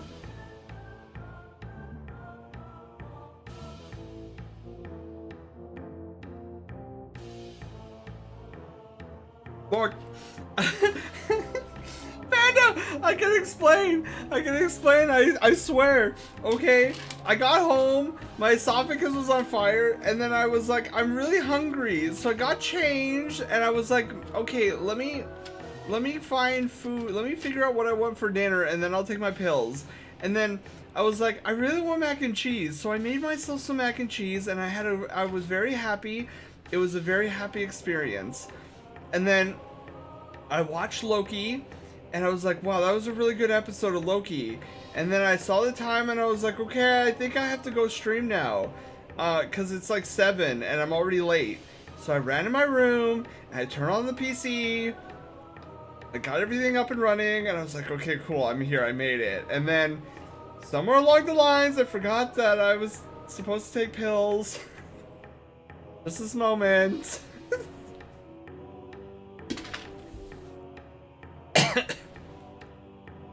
So that's my story. No. This is why I have the cone of shame. You guys put me in the cone of shame frequently because I deserve it. I forget, I get excitable, and then I forget some more, and I get more excitable, and then it's not until like a millennia later that I remember. Everything's one. Glad you enjoyed the mac and cheese. Oh, it was so good. It was so good. So it was like the only mac and cheese I had at the moment was the Kraft blue box mac and cheese, and I thought, okay, I want like this heartier mac and cheese, so I added in a bit of like pepper, a bit of parsley, and like a handful of Kobe Jack cheese that I melted in with it. Oh, it was delightful. It was so rich and creamy. And ooey gooey. But I did remember to take my lactose pills. That at least I remembered.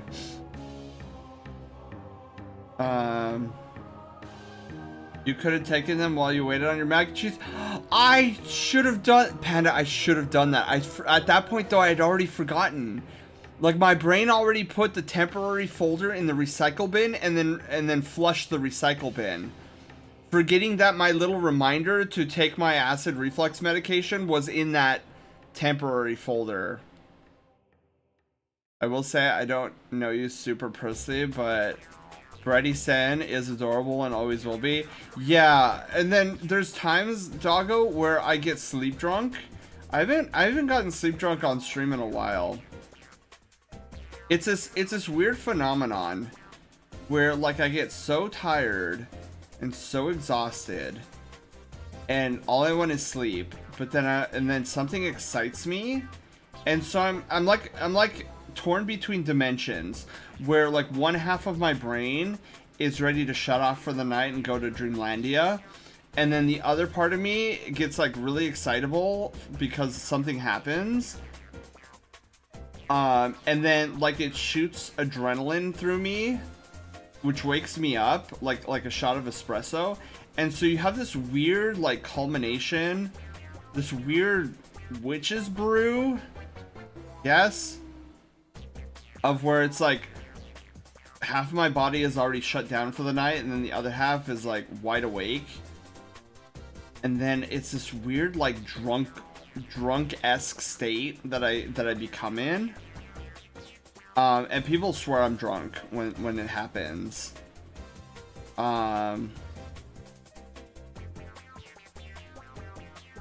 Convince me not to get a teddy bear onesie from Amazon. I don't know if I'm the best person to do that, Czar, because a part of me is just like, oh, that sounds cute, get it. So I'm not that responsible. Zelda, hi, how are you doing? Welcome on in. Sorry, like a dragon infinite wealth? Is this Yakuza the game you're referring to? Oh wait, hang on, I'm not reading top to bottom. Shoot, wait, Panda's message went too fast. Okay. Sounds tasty and messy. Oh, Zara, it was great. I think I got to glimpse of it. Yes, probably.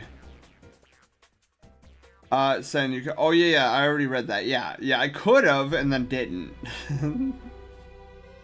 Zelda, how are you doing? Welcome on in. Look at this amazing Wolfie so far. Ooh, not what I meant to do. I meant to save. Okay.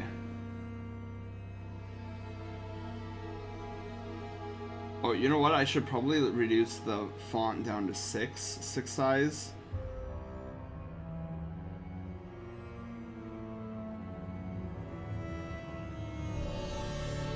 I really dig the shape of this eyebrow. I don't want to mess with it too much.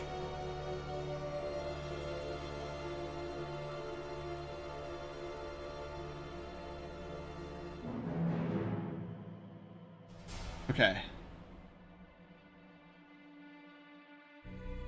So I don't have a jacket anymore because my mom's BF threw mine out. What? I was looking for jackets on Amazon, then I found a onesie, and I kind of want to get it even though it's not a jacket. The spoopy wolfie? I see horns and fangs.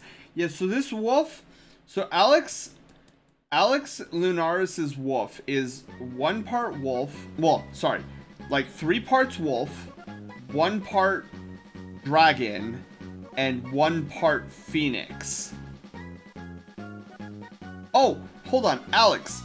I'm sorry. Just clarification. Do you want me to get rid of this upper lip right here? I can't remember what the verdict was on that. I think it was without the upper lip, but I am struggling right now. Yeah, your wolf is coming out amazing, and I love the little dragon-esque features.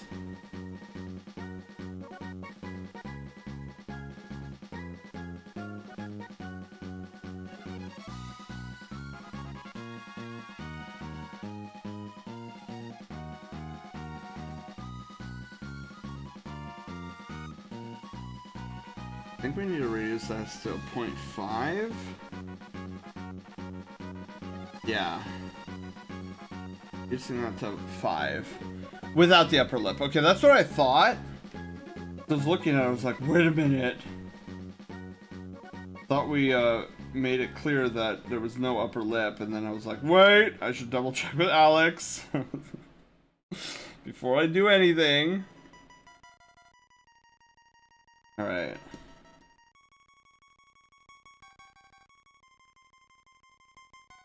If we get sent to distracted and you have actual important info for your Sona, you can at me and I'll use mod powers. Yeah. Yeah. Like if also Alex, don't hesitate on adding me in chat either.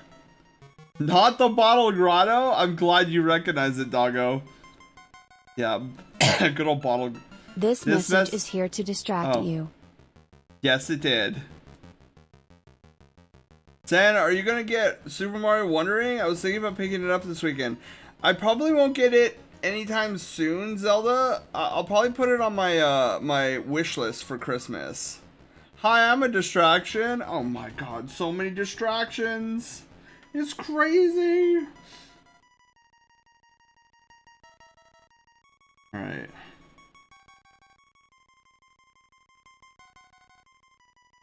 Alright, and then we're gonna do this. Yeah. We're not gonna connect the line. We're gonna leave it, we're gonna leave the nose, gonna allow the nose to breathe a little bit. However, I do need to change, that's not a good swoosh.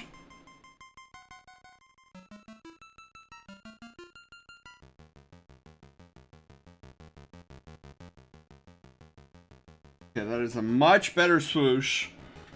Alright, so what are we doing? We're missing the eyes, we're missing the body. Or I guess the shoulders. Oh, we're also missing this. Hold on.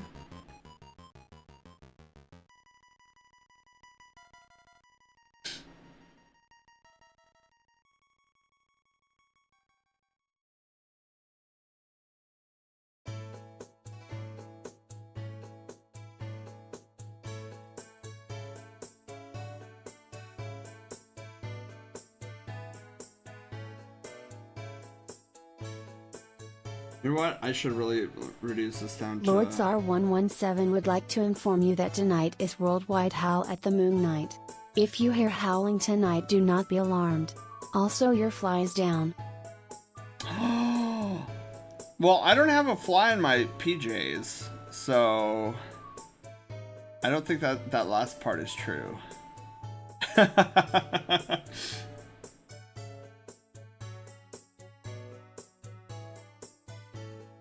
So, a woo night. I guess there's no fines for a woo for the rest of the night, I suppose.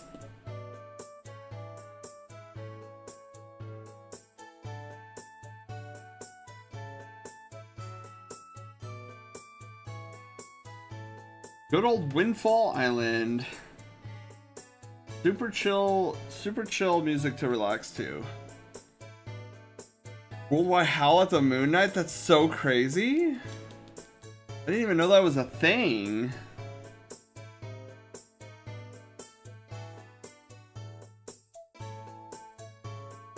Okay, you know what? You know what's bugging me? The lack of floof.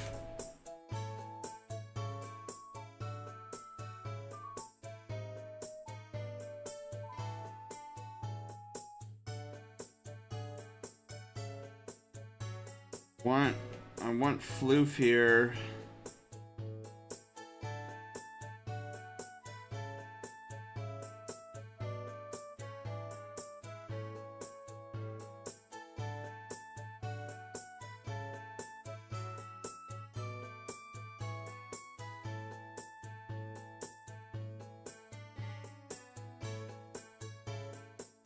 Oh, perfect connected floof right there.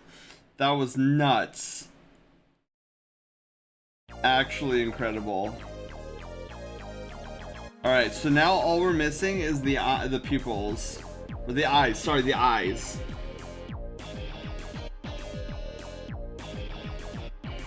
Yeah, I'm probably gonna go a little bit off model.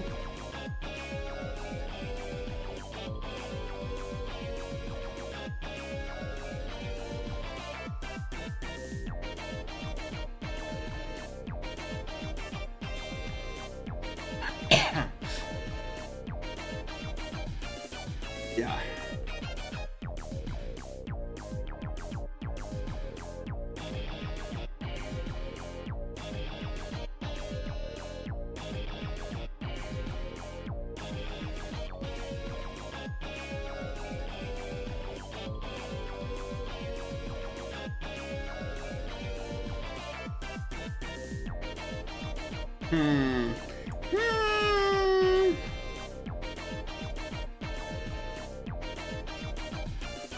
Okay.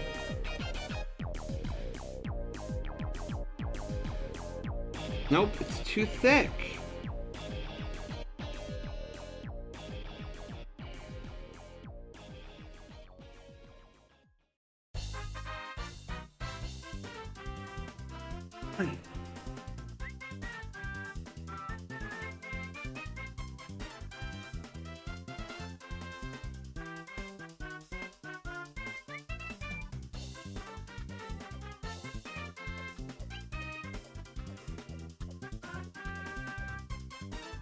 Okay, that's better.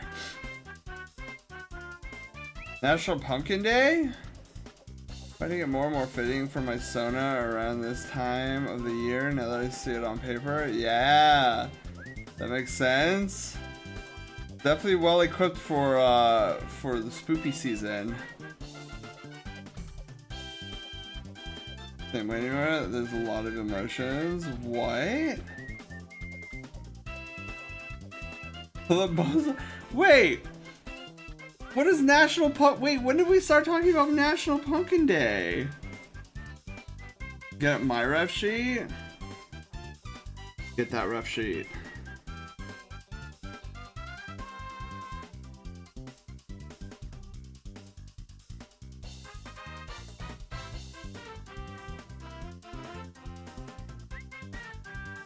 Okay. Something, I don't know, something feels off.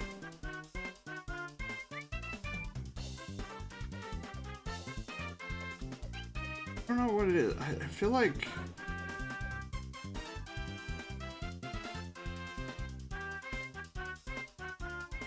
Okay. Yeah, I think that feels a little bit better. All right, let me shut off the sketch layer.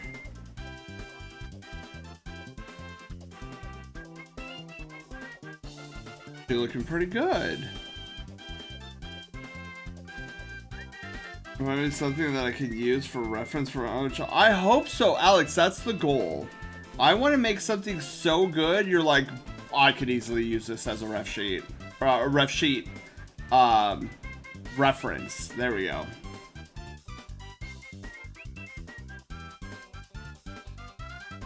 Zara brought it up at National Pumpkin Day, and when I see pumpkins, I think of a thing from the internet. Oh, I see. That makes more sense. I gotta make one. A friend said they'd let me commission them to get it digitized. Ooh, let's go. Just, oh, it's not the good guys. Do you want me to change it to the Cassiopeia theme? So I can't talk about it. I see.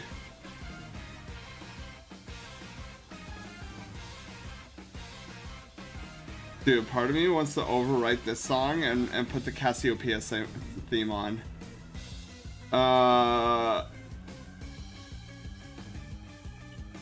Yeah, this is looking heckin' good. I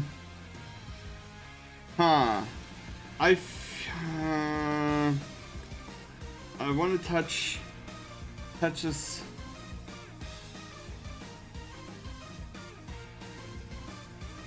You know what's been on my mind lately is that new Fox in Space clip. Are you trick or treating? Dude, that is such a funny. That clip was great.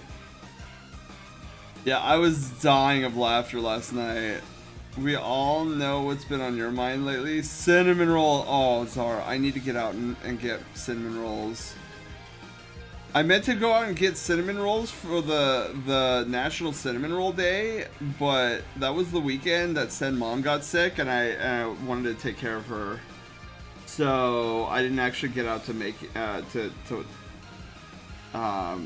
get cinnamon rolls.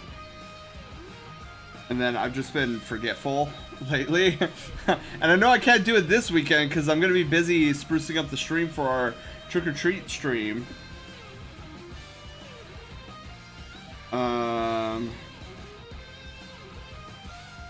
Okay. Yeah, I'm digging this. Alex, your Sona is coming out fucking amazing. All right. Let's get some primer going on. Oh yeah, Zar, that cinnamon roll looked crazy. Look, I didn't even see the swirl. Alex looks amazing so far, San. Thank you. Yeah, I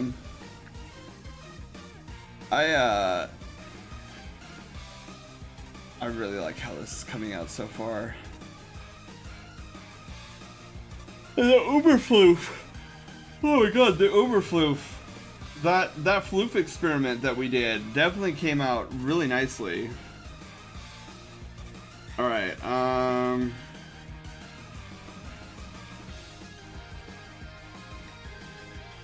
So let's start getting the primer layer ready.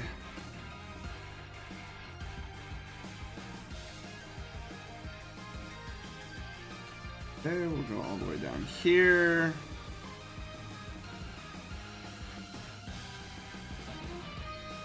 You know what's interesting? What's super weird is, and I don't know why this thought came to my mind, but there's certain things that I'll say, like what was, I was like,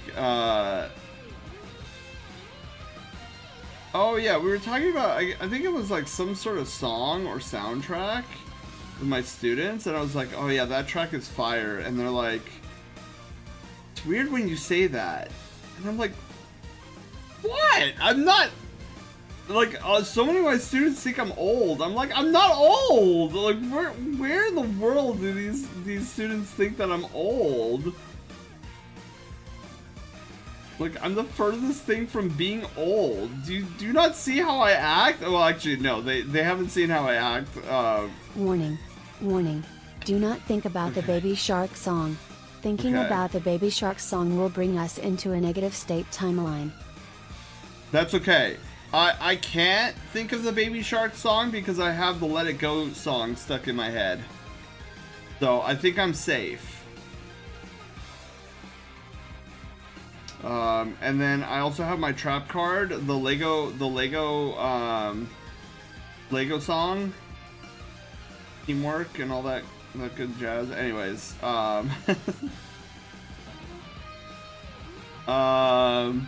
shit, I feel like I'm someone was talking to me about how it works being a three-way hybrid, and it got me thinking again about bringing it down to a regular hybrid. I do not regret holding out.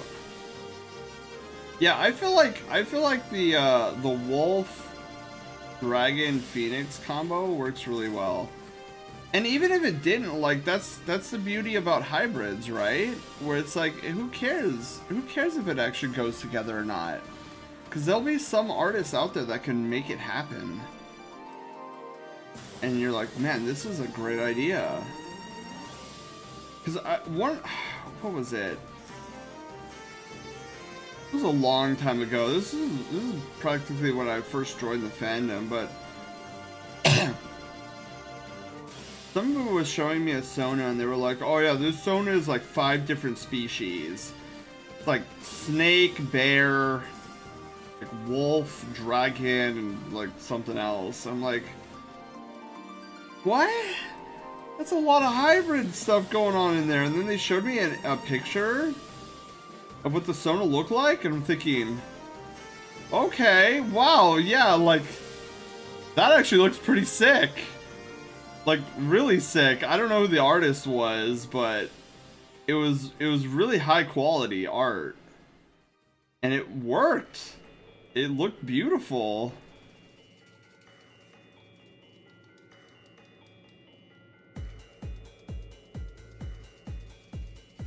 Hybrid of all 3, yeah, it's fitting, and seeing it on paper like this validates it. I owe you a box of cookies for being, oh yeah, Shinobi. I mean you don't have to. I keep forgetting that Shinobi keeps saying that. But thank you. If you really do want to give me a box of cookies, like, I'm very grateful for that. I love cookies. Oatmeal cookies, specifically. Oh my god, I could tell my body is just like, alright, you're beginning to run low on energy points. Like, I know, body, just hang in there, I'm not old yet. Gonna take off from work. Have a great rest of your night. Zara, you have a wonderful, wonderful night. Please drive home safely. The Thart is coming together wonderfully. Thank you, Zara. You are a wonderful being. You make sure you drive home safely. Did I tell you guys that I'm writing articles, like streaming articles? Did I tell you guys that? I don't know if I told you guys that.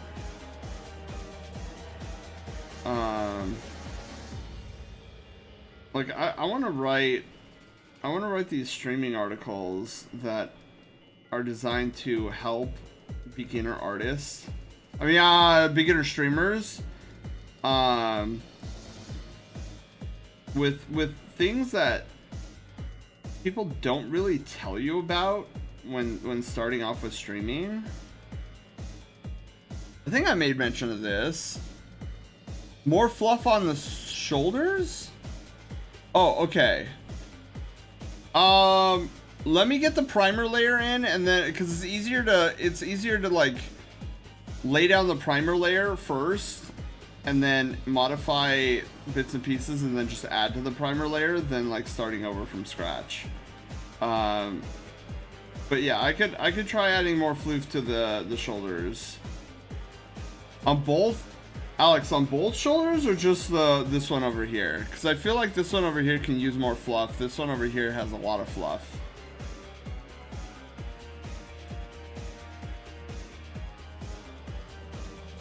But one of the things I wanna, I should write this down. Hang on, before I forget, I need to write this down.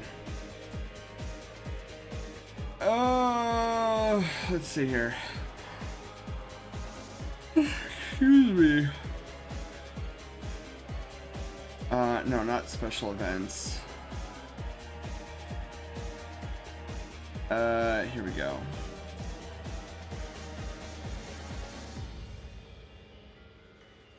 Oh. Oh, flip. Okay. Here's what we'll do. We'll do this. We'll copy and paste.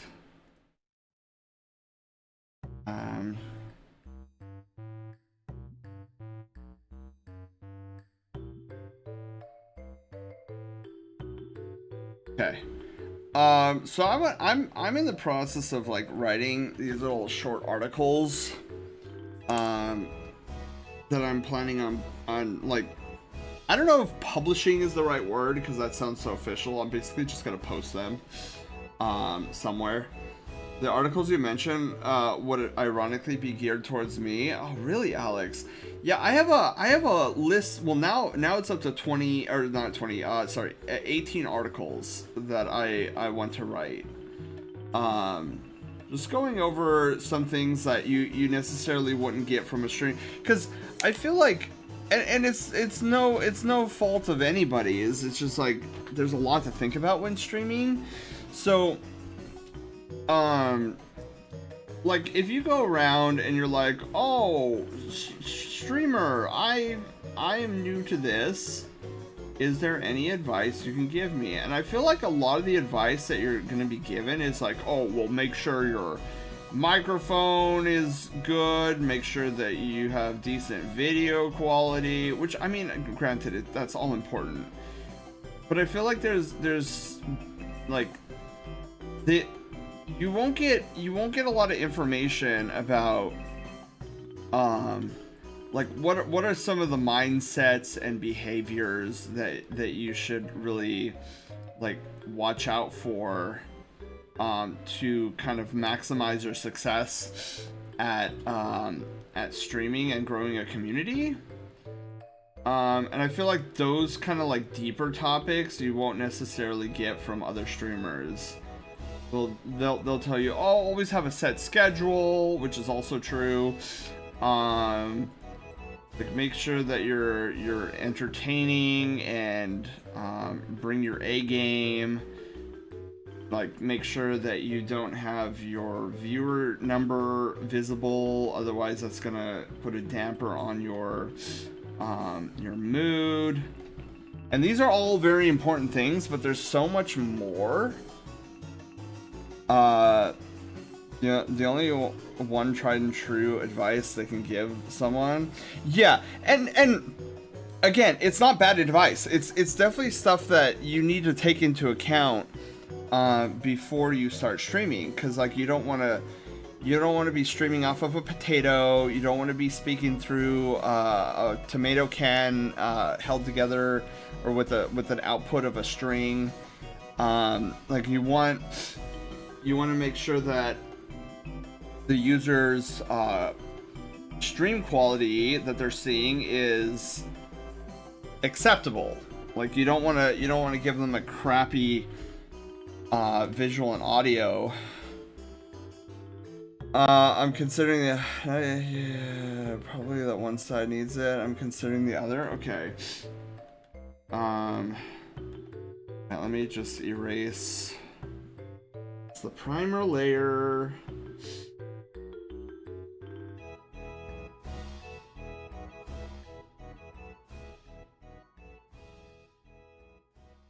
That is the primer color. Color I'm looking for here.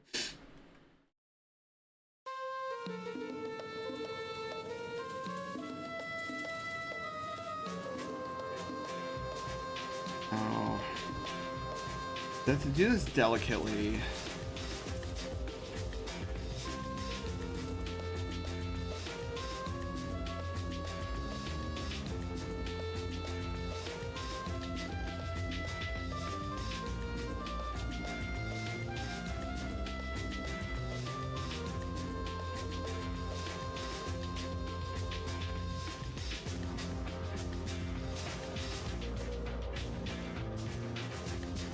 I don't... like the shape of the shoulder. Hang on.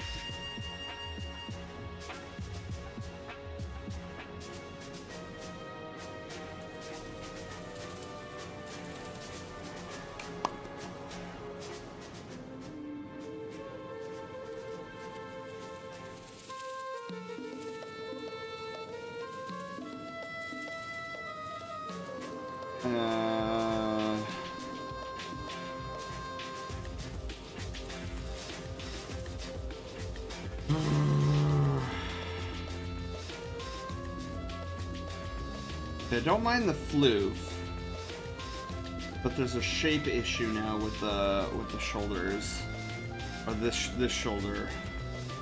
I'm gonna have to try to resolve. Give me a sec.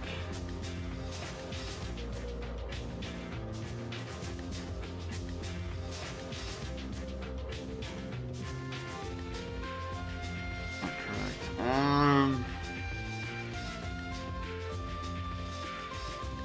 Give me a sec.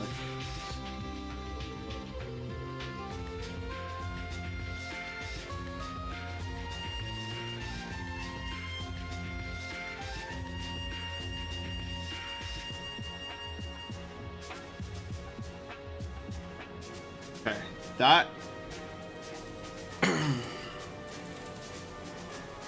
that looks better shape-wise. That I don't hate. Who we drawing? Alex Lunaris. Okay, Alex, what about the floof there?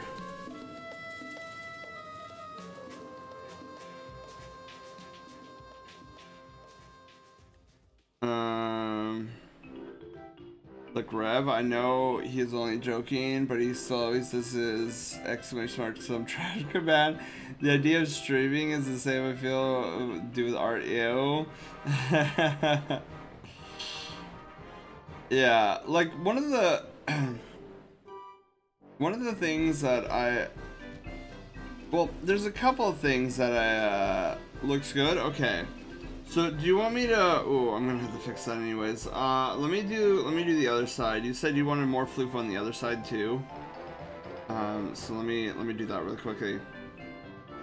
So like some of the advice I want to talk about in terms of the articles is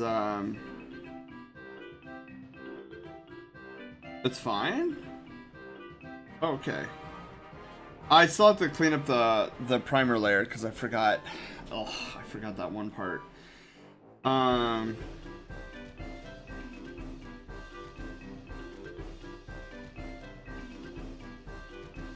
So yeah, like one of the things that I want to talk about is like Twitch teams and what are they. I want to talk about like always remember where you came from, because I feel like a lot of people they'll get into streaming and they're just so focused on getting. Oh, it's the Lance song. Vulnerability. I love this song. Oh my god, it's such a beautiful song.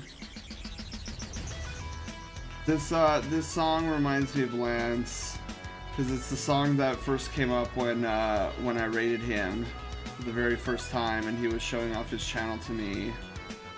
And so yeah, this song has deep meaning for me. And what was I talking about? Sorry, I got so like remembering where you came from. I think this is one that like a lot of streamers don't even think about. But it's like I see this a lot where the streamers are a streamer is so hyper fixated on getting the big numbers, like those massive Twitch partner numbers, and then they get there and like, yes, I'm successful, I'm the best.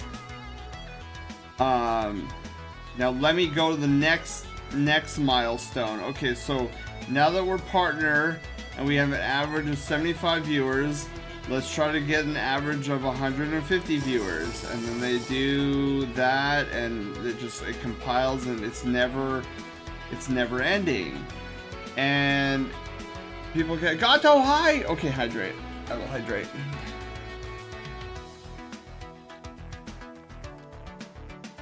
Loses his focus.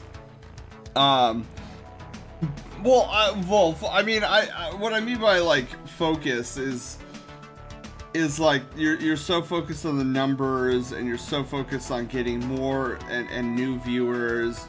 Your mind is always on the future. Like, all right, you know, I'm live, I'm streaming, but I'm not thinking about the here and now. I'm thinking about, all right, what am I going to do for the next stream, and how am I going to capture more viewers and stuff like that. And a lot of times this type of behavior can lead into you know, ego a little bit, where like you're suddenly on top of the world, and you know, go me, like my empire is growing, and like, who are these smaller streamers, right? Like, why are they pestering me? Why are they you know, either raiding into me, or why are they like asking for advice? And this is where my advice about never forgetting where you came from really comes into play, because at one point in time you were at that point. You were just a tiny little streamer. Nobody knew who you were, and either you got raided into, or you raided into somebody, and they were super appreciative of your raid, and it made you feel good. Like, never forget those feelings, because when that happens, when you become a big streamer and that happens to you, don't be the boogeyman. Like, don't go and be like, oh well, you barely have enough viewers, like how dare you raid into me? Because like, you were there. You were at one point there.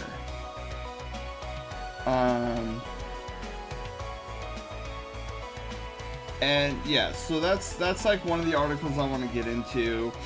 I want to get into the Twitch teams, because it baffles me. It actually baffles me how many people out there believe that by getting into a Twitch team, like, that's a make or break for your growth. And it's not. It's actually the furthest thing from the truth. I just found it amusing that you went from saying some streamers get too focused and then immediately got distracted. Yeah. My eye's gonna need some sleep. Ew. Well, Gato, you get some sleep. I don't know why your eye I don't even want to visualize that, because that's gross and disgusting. I hope your eye is okay, though. And I will lurk here until that. Okay. I'm going to assume that Gato is very tired and didn't mean to post what he posted.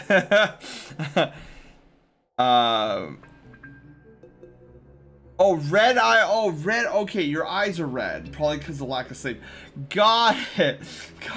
Gato, I had a whole different mental image there. And I was like, okay, don't think about that mental image because it's gross. Oh my goodness. Yeah, but yeah, make sure you're taking care of your eyes. If they're red, you want to make sure that you're taking care of them.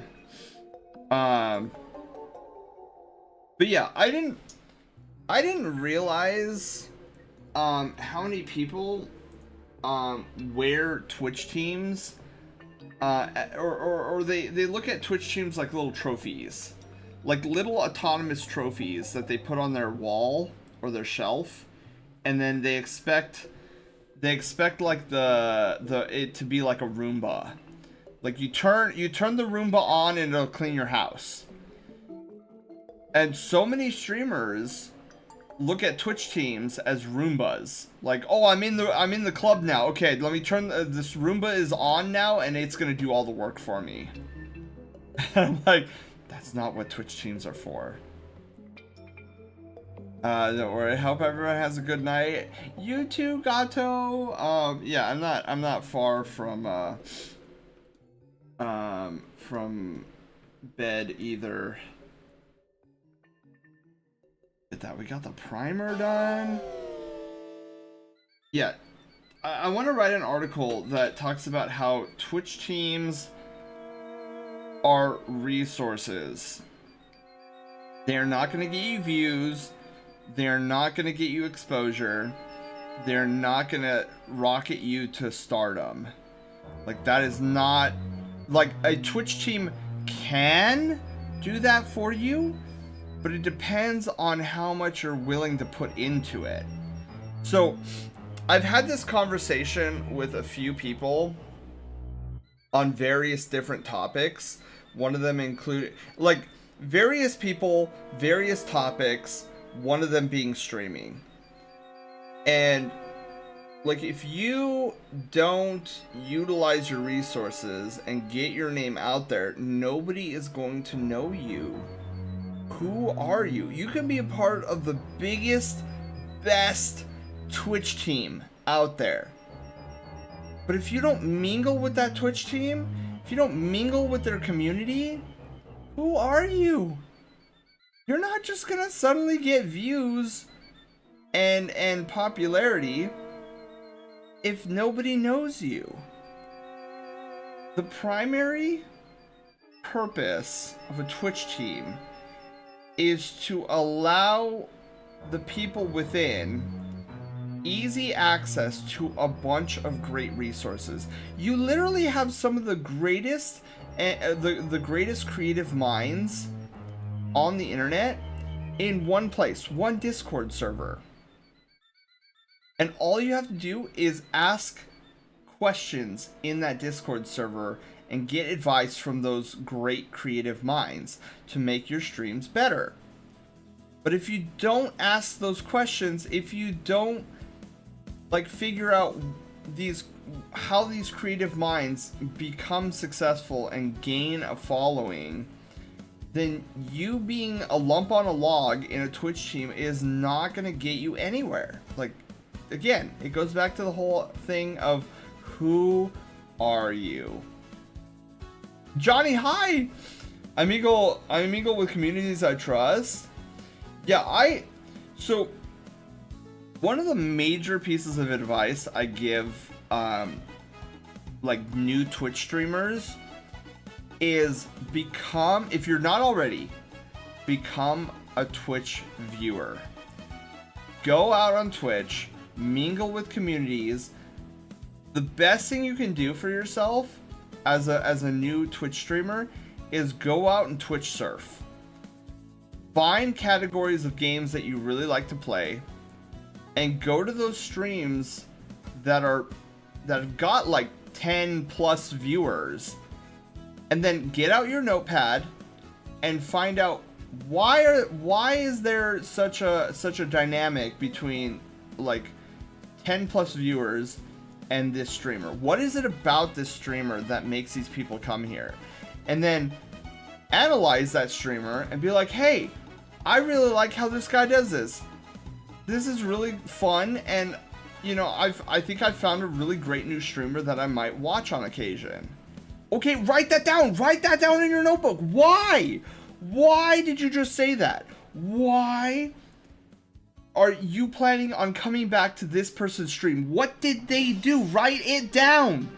Because that's your answer on how to grab people into your streams. First and foremost, rule number one in growing a community is you have to create content that you yourself would watch. That's number one. You are your very first fan.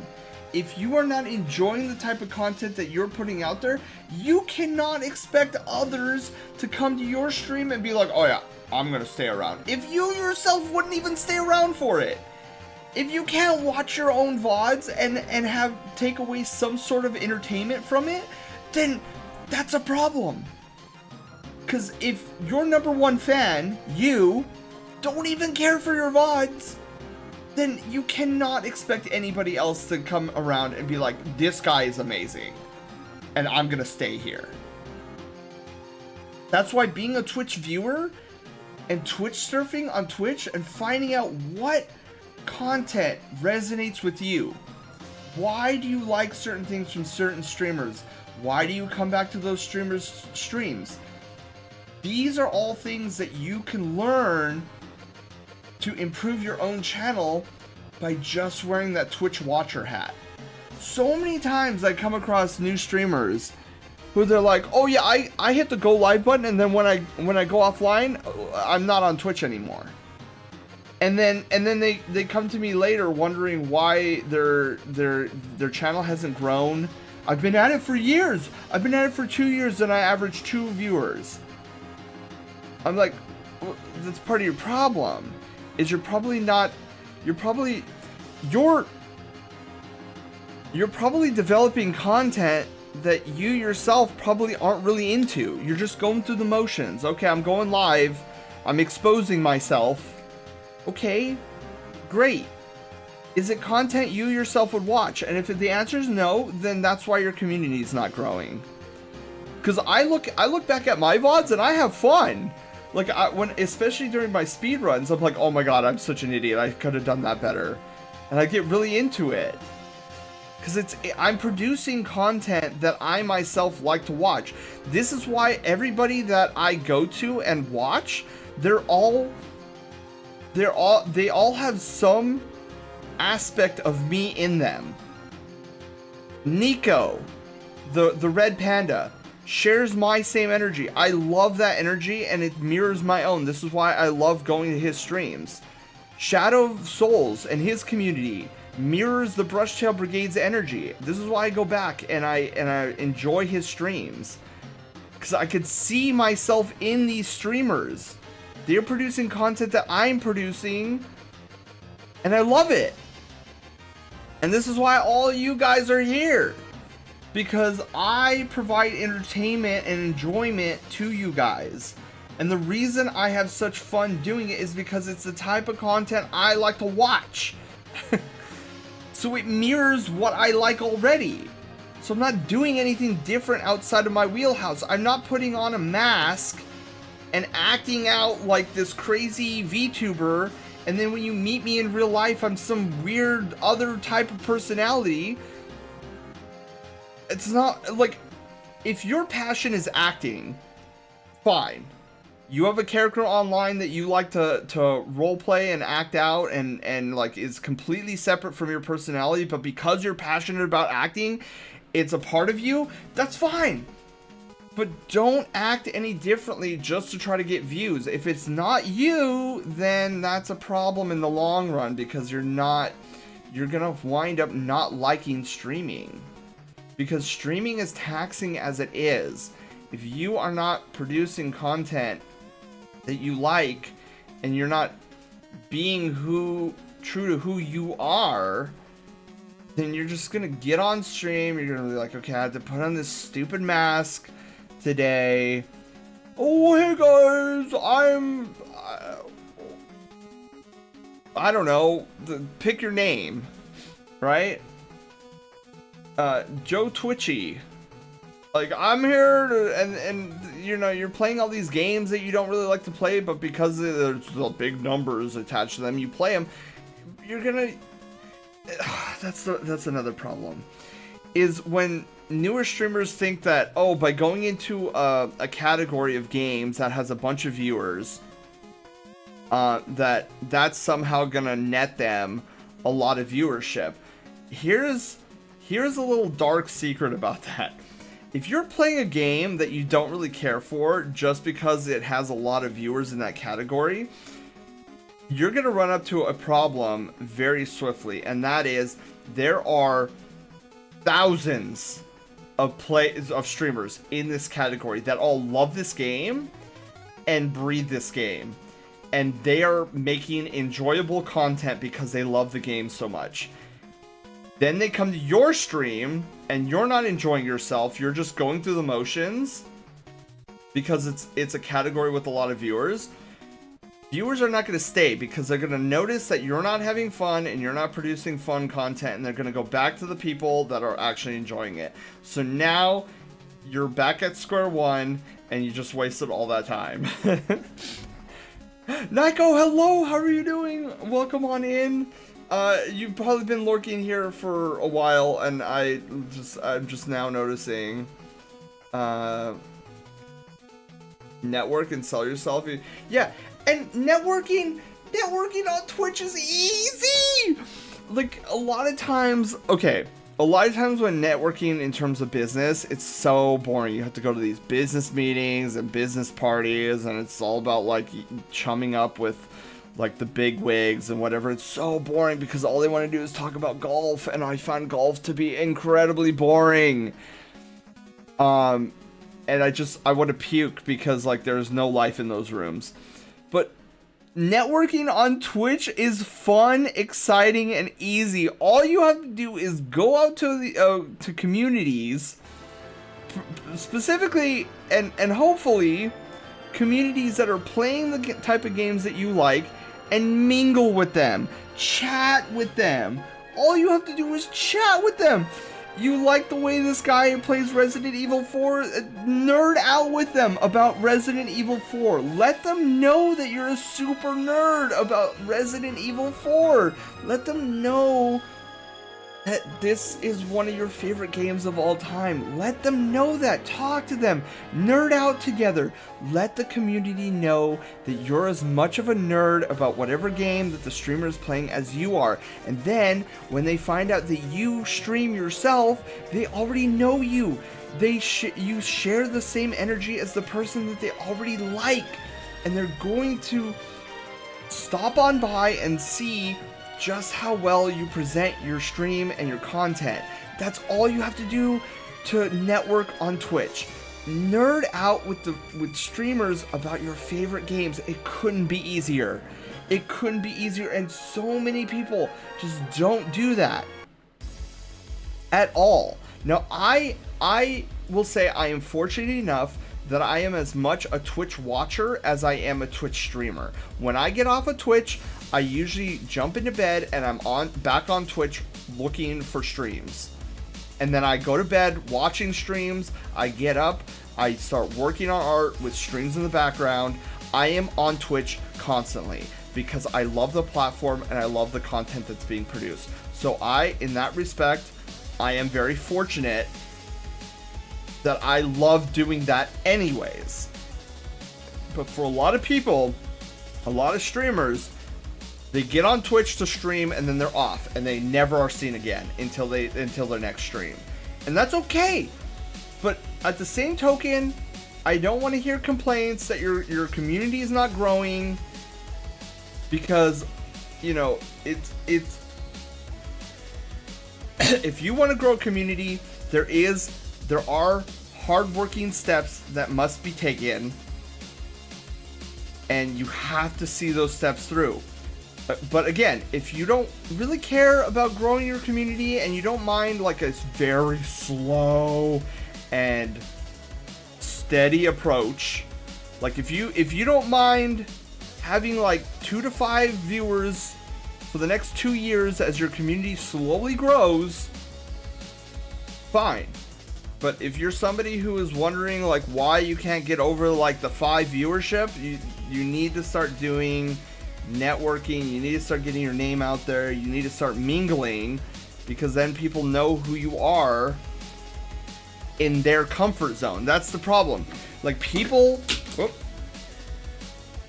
like comfort zone, and you going live is not a part of their comfort zone. So the only people that you're going to wind up getting are the Twitch surfers like myself, who will stop in for a game, be like, that's awesome, love this guy, maybe I'll stick around, maybe I won't. But if you go to a community that's well established, playing a game that you really like, and you nerd out with them, then you're getting your name and your personality out there in these people's safe spaces. And then the next time they go to Twitch and they go to that category of their, you know, their favorite games, they'll see your name up there in this category and be like, that's that guy who nerded out with me on this guy's stream. I didn't know he streamed. Let me check him out. That's how it's done. That's probably the easiest way to network. There's other ways that are a little bit more challenging and more involved, like, you know, highlights, clips, social media, stuff like that, which is all very important for growing a community. But in my experience, the best and easiest way is just go start mingling. Talking in people's streams. Notice me, Senpai. I've noticed you. I was distracted and busy with Minecraft. Oh, Nico, are you still in the Minecraft server? Zapper, hello. Hi. If you want a community, then you have to be the community. Is how. Yes, Nico, exactly. You have to be the community. Otherwise, nobody's gonna know you. And I know that could be difficult. I know that could be super difficult, especially for my introverted streamer friends. Like getting out there and actually talking to like new communities is a scary endeavor. But one thing you have to keep in mind is you're in a streamer's stream who's playing your favorite game and they're nerding out about it and the community's nerding out about it. You're amongst friends. Like Destiny 2, retro games, like all these. What's a hot commodity game right now? Like Phasmophobia, like all these games. Speak up. You're amongst your fellow nerds. They're not. You say that you love this game to death. They're not gonna boot you. They're not gonna judge you. They're gonna mingle right with you. Like, oh my god, yeah, dude, I remember when I first got this game. And then you're gonna be like, oh my god, yeah, I was like such and such years old, and it was getting off school, and I went to Blockbuster and I got this game. Like, that's your people. Your people are there. Getting pretty late. Oh, Nico, I know. I'm getting pretty sleepy myself. But then we got talking about how, you know, I'm trying to write up these articles.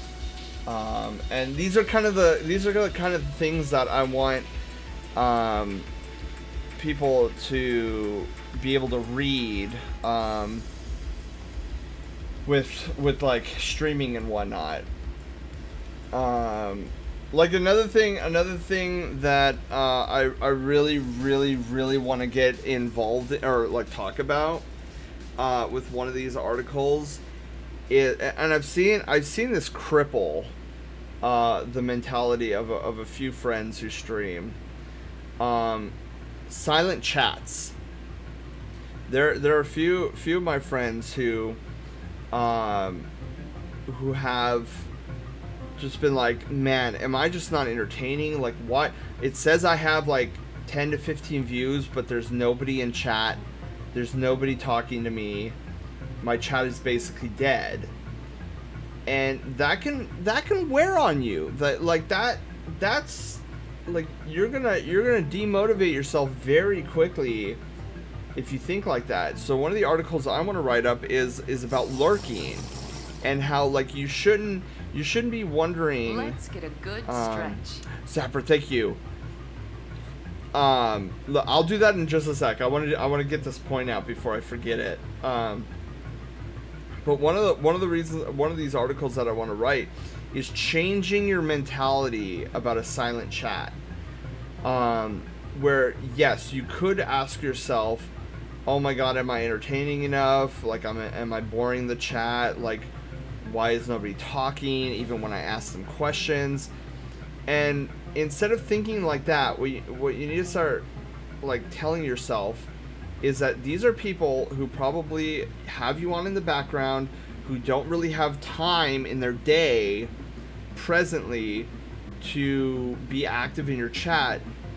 But even though they don't have any time on their hands, they still are trying to support you because they like your content. So they're making time for you by tuning into your chat, like tuning into your stream, even though they can't talk.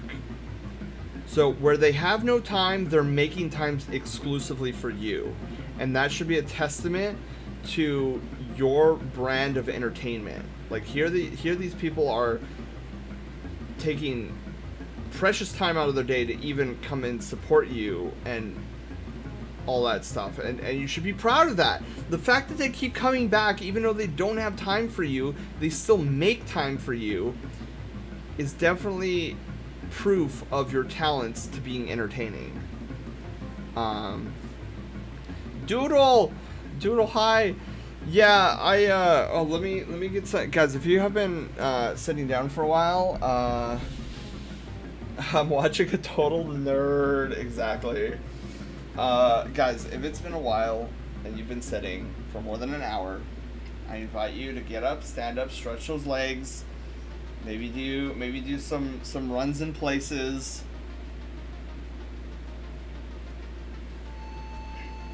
Or running in place. Also get some water. I'm getting some water right now. So yeah, these are some of the things that have been on my mind lately. And I've talked about this in great lengths at one point in time. Some of you guys may know Straw Bunny. Straw Bunny started off as a brush tail brigadier, and then after some coercion, me and a few other friends of his convinced him to start streaming. He started streaming, created the Berry Bunny Brigade, and now is a very talented and very skillful streamer.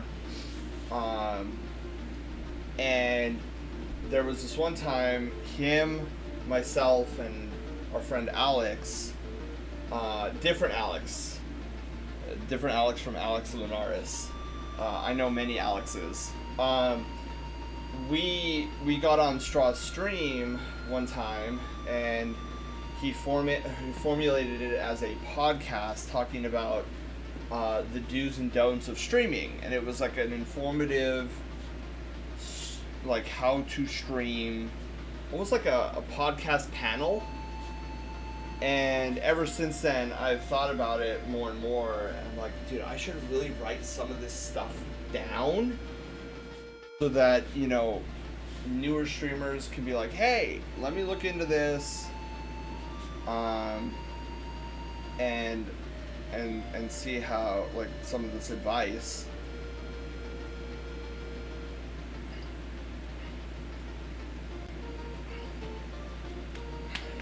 Yeah, I have these articles written down. Everything from like growing a community to lurking to marketing, public relations, how to start streaming, what should be your mentality when you run into like minor technical difficulties, when you run into trolls, how do you defeat trolls? Because that's a whole nother story, or a whole nother topic that a lot of newer streamers have to run into, is how do you combat trolls? And so when I write that article about trolls, I'm really gonna delve deep into their mindset, because in order to defeat a troll, you have to actually understand trolls and why they do what they do and what they're looking for. And it's really kind of a frustrating game you have to play with them, because like any negative reaction you give them is food, is sustenance. And I am thoroughly convinced that trolls have a network, like a Reddit, where if they find you an easy target, they'll tell each other, and then you'll just be like the constant target of trolling. Because you give them so much food. You know when you give a bird a piece of bread, and then suddenly, like 5 minutes later, there's 10 birds surrounding you, like, and they all want bread. And then you give them bread, and then like 16 more birds come out of nowhere, and now you're like, okay, this is way too many birds. It's exactly what happens with trolls here on Twitch.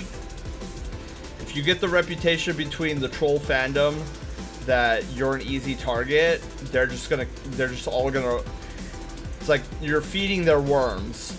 It's like, oh yeah, sustenance, and then they'll just bring their friends, and it'll be a miserable time. So I really want to go over like how trolls think and like what you can do to combat them.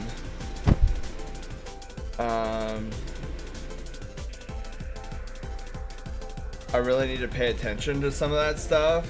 Yeah, so Doodle, what I'm planning on doing is I want to post these articles up on my Discord server, because we have a streamer section, and I want to create a new section called Streamer Tips or something, and then post them there for those in the brigade who want to like just, you know, casually read up on them, because I'm writing them in the format of an authoritative, informative piece, rather than like, like in my articles you won't see any I's or me's or something like that. It's very textbook like. I'm writing these articles like they're textbook chapters almost, where it's like, it's not off-putting. You won't see anything that says you have to do this or you're a bad streamer. Like one of the articles I was working on recently was like, I know the title of my article is a little clickbaity, but it's basically streaming the proper approach.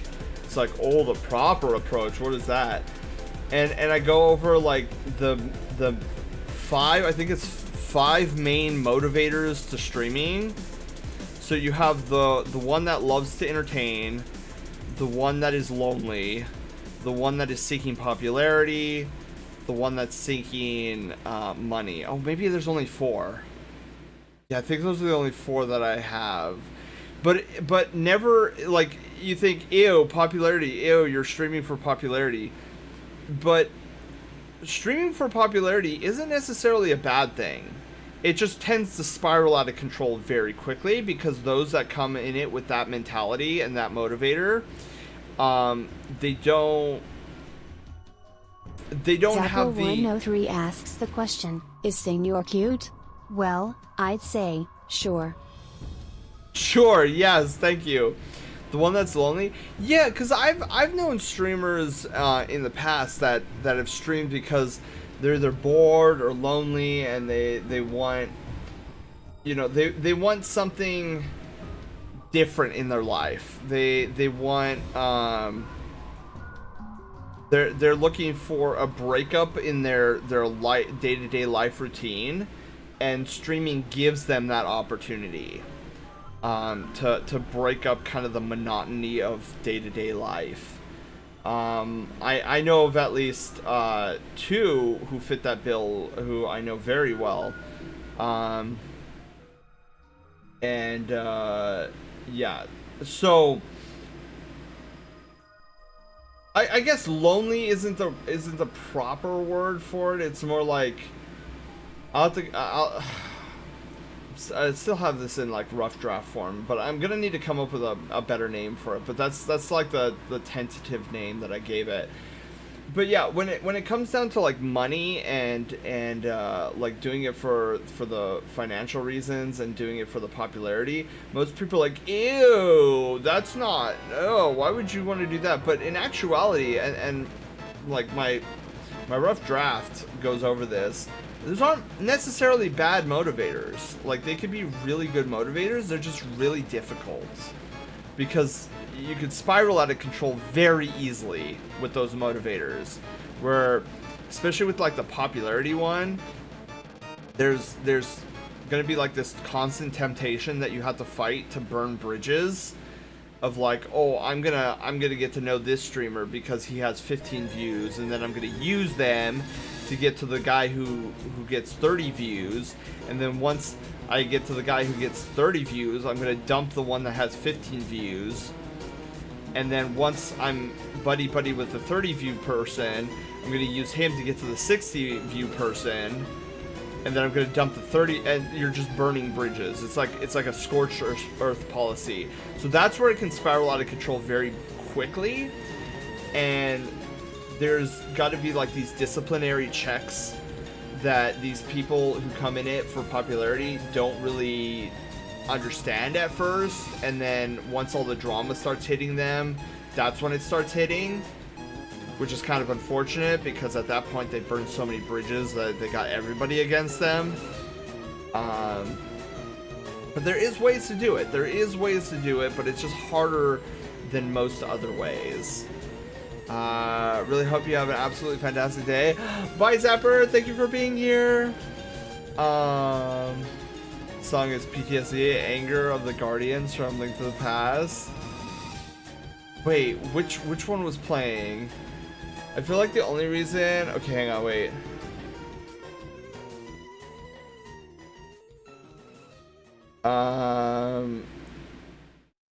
Is Sam cute? Yes.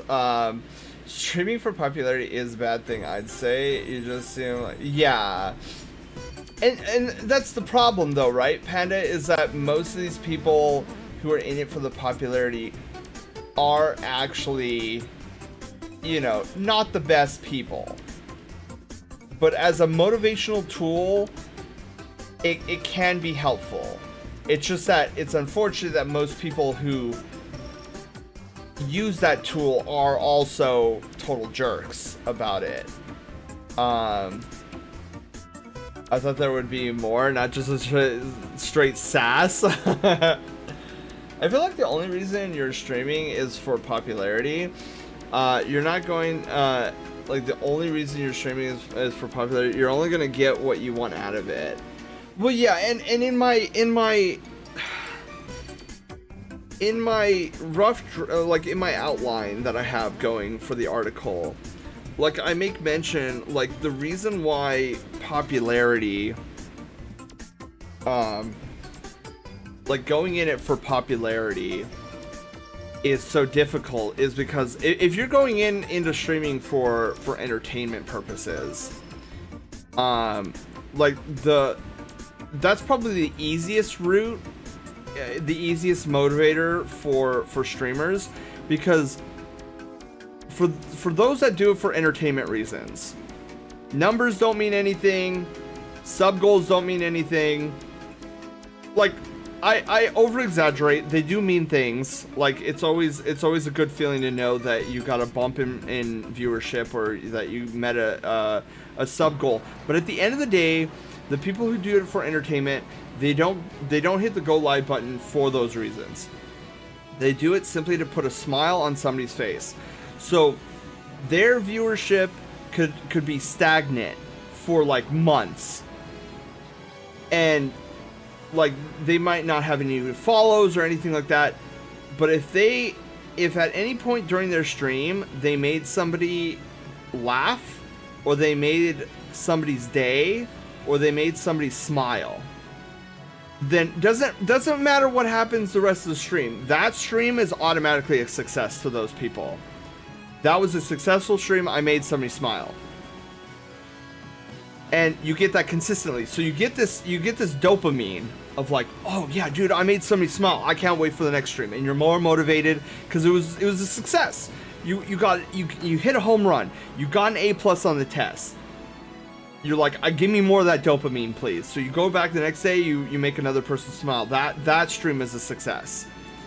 Those that do it for popularity, they run into this issue where if viewership isn't constantly going up, those streams that don't have an upward trend with viewership, all those streams are failures. Every single one. it could have been your best stream ever. You could have brought your A game, and you're like, boy, that was the best presentation I could have given. But if you didn't see a bump in viewership, that whole stream's a failure. And that just like eats away at you. You're like, man, the past 5 days, no viewership, all failures.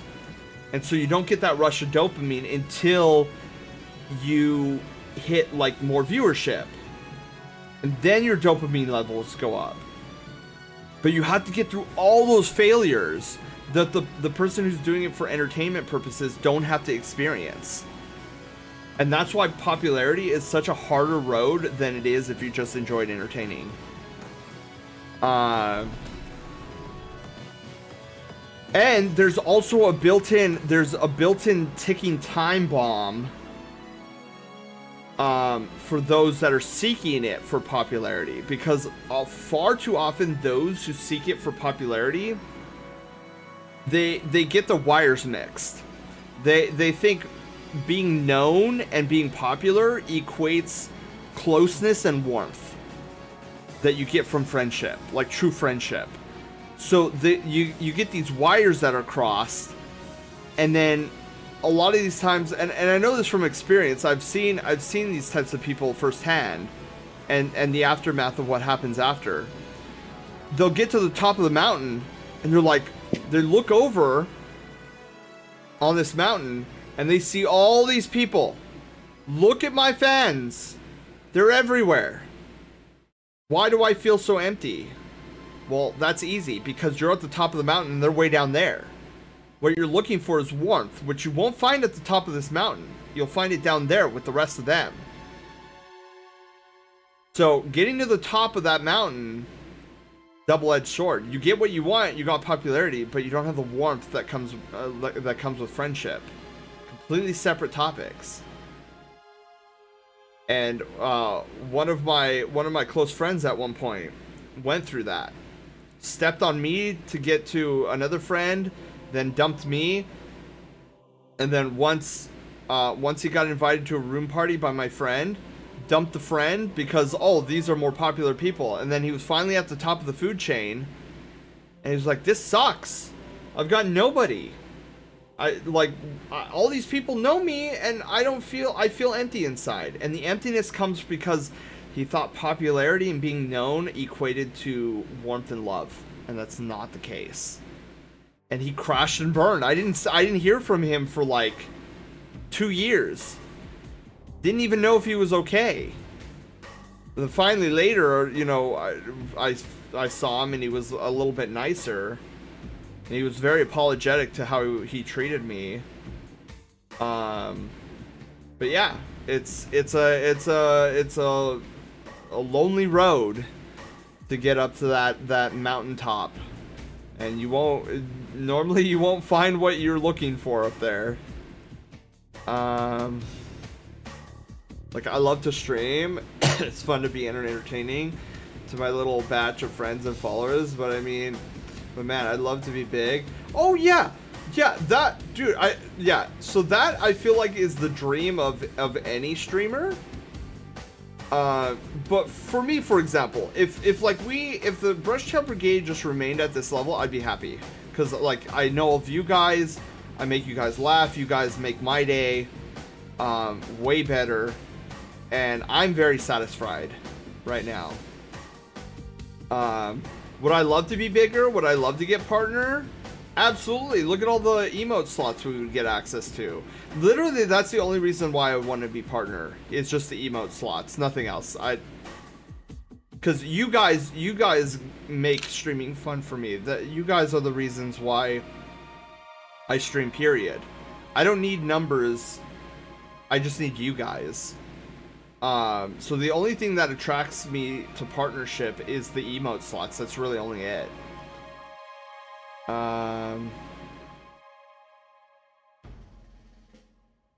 Like, what non-self-centered person uses popularity as a motor? That's true. Yeah, that is true. And Panda, I know that you probably said this a million years ago. At least money people are honest. Yeah. A lot of people in it for the money are pretty honest about it, which is nice. There are 4 channels I got into within this last. They're still banning me. I'm not collabing with people. They're mods for doing what I do. Yeah. When I'm in the spotlight. Yeah. It, like I said, it can be a great motivator, but you just have to be very careful about it. But yeah, like I 100% agree with you, Panda. Like most of the people who get in it for popularity are very self-centered. Most, not all. There are always exceptions. But it's still good to have that information out there so that people can reevaluate why they stream. Because if somebody who is self-centered reads my article about why they stream and maybe have them, you know, be a little bit self-analytical about themselves and be like, huh, maybe I don't want to get into this for popularity, and maybe I, you know, maybe I should reevaluate myself and why I want to stream. And that's great. I like help them realize something about themselves, that maybe being super self-centered isn't the best idea. Consent is good being. Oh, White Wolf, hi. Yeah, I've personally been stepped on before, and I couldn't believe it was happening, because there was this guy, very quiet, very calm, very what appeared to be introverted, and I helped introduce him to my buddies, and when he realized that my buddies were much more popular than I was, I got dumped. And like then it was so bad that he actively ignored me. Like I would say hi to him and it was like I didn't exist. And I was like, wow, that was kind of rude. So I have actually been stepped on like that before. It's crazy. I was like, this is you know, instead of getting hurt and upset about it, I was like, wow, this is fascinating behavior. I was just used as a stepping stone. And I was fascinated by this guy's story. I followed it because it was amongst like the SoCal furs. And I followed his story, and I'm like, dude, this is great. This is great, like analytical data. Like what happens to somebody when they step on everybody else to get to the top, and then once they get to the top, what happens then? And I saw and documented everything. I was like, wow. This is great information about like what happens to people who do this. And I'm like, I'm logging this into my mental journal, because then I can help steer people away from this path, because it is a very like crash and burn kind of a path. Want to buy some dopamine? Saying I'm a failure? No, Johnny, I'm not saying you're a failure at all.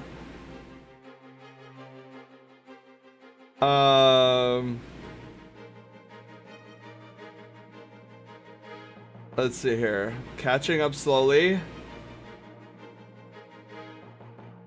It's going up. Yeah, and that's something, no matter what your motivator is for streaming, that will always get to you at some point, Doodle. Like, if your viewership isn't going up, there's going to be days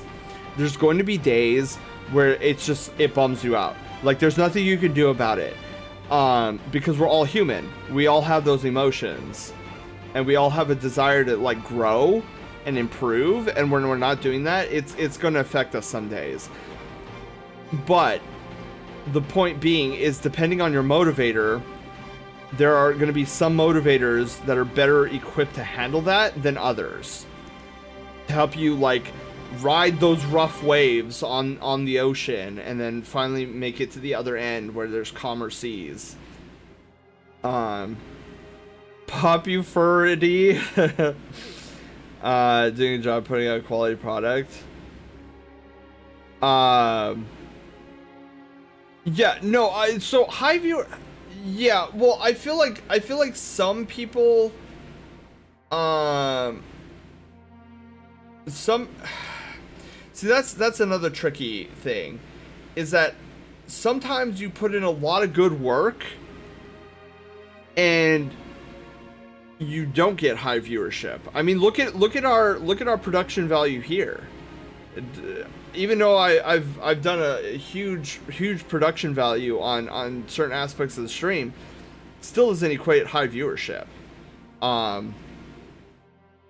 But yeah, it's just sometimes sometimes it's just based on luck. Yeah, sometimes it's just based on luck.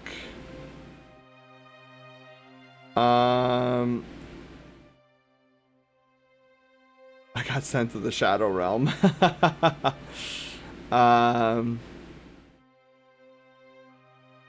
Because I'm being a good entertainer. Yeah, and see, there's the difference, right? There's definitely that difference, and anybody who reaches a level of popularity, my best advice is just never forget where you came from, because that helps stave off ego and vanity, which is a brand killer. And branding and your brand is a whole different subject.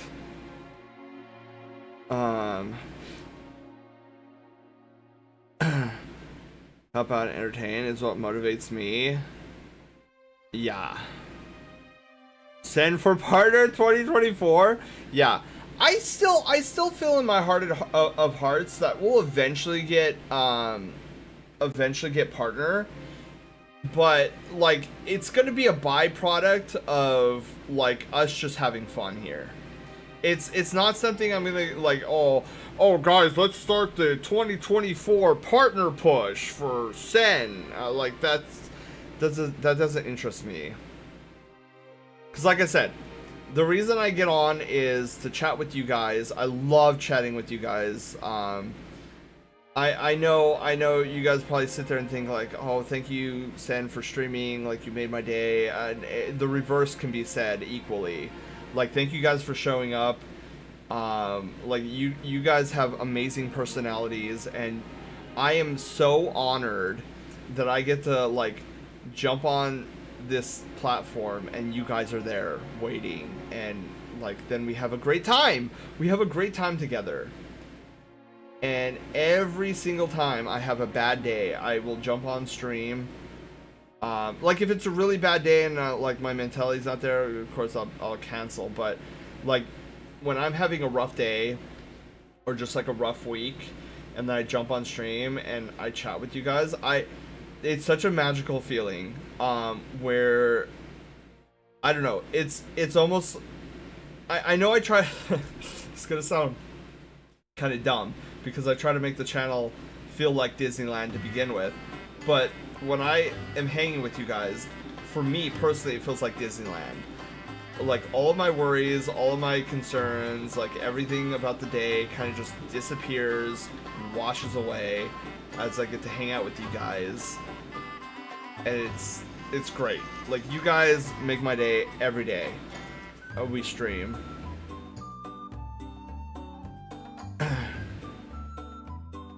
Putting 100% into my stream would be a dream instead of needing to focus on job outside of it. Yeah, like I kind of have to juggle both too. Where like a lot of times like I'll squeeze in little itsy bitsy time pieces here and there. Cause yeah, I mean, ultimately job comes first, because you have to have money to support yourself, and then streaming after that. So that's one of the reasons why I haven't updated much lately. But this is why I'm excited for Thanksgiving break. So I have that entire week off, and I'm going to be hammering away, like trying to get some of these long overdue bug fixes done. I'm gonna try to like do some other secret projects that I'm hoping to be able to debut after the Thanksgiving break. So it's all about like, for those of us who have to juggle a job, you know, it'll come, like the updates and everything.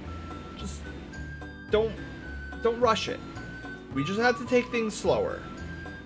And there's nothing wrong with that. just make sure you make a list, because if you're anything like me, you're gonna forget. You're like, what was I supposed to update? Drawing is just what everyone who creates wants. Yeah. The way of indicating that we're all doing well. Yeah. It's like a quantifiable number of like, okay, I'm doing something right, and it always feels good to know that you're doing something right. So yeah.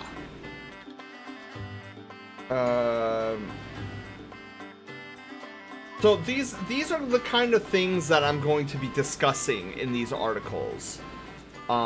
That are not necessarily something that is talked about outside of maybe like a Twitch panel at a convention that like really deep dives into some of these. But I think they're important to I think they're important to for those who are just starting off at streaming or generally just want to improve streaming on their channel. I think it's good information, and I have this information and I'd love to share it.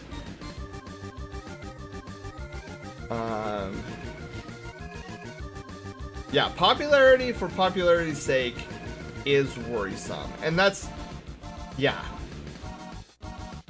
White Star Line, been crossing that ocean and keeps singing ship that curse.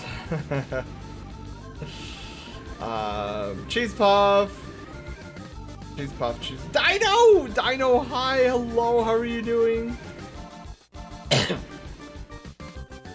Always be yourself, because you are the best you that there is. Yeah. And plus, this goes back to what I was saying earlier, is if you're putting on an act when you're streaming, and you've had a really bad day, you don't have the energy to put on that act. You just don't. Like, we've all had bad days. Imagine coming home from a bad day and you have to act differently with no energy for a couple hours. Like, you're going to your content is going to suffer. So it's just better and easier for you to just be you, because if you're just you, even on a bad day, you don't have to muster up the energy to be anybody but you. We love you. I love you too, Shinobi. Thank you. Love Scalies. Yeah, work hours are so long and tough, especially working 8 hours. Yeah. Yeah, especially if you have like a long commute too. Luckily, I don't have a long commute. To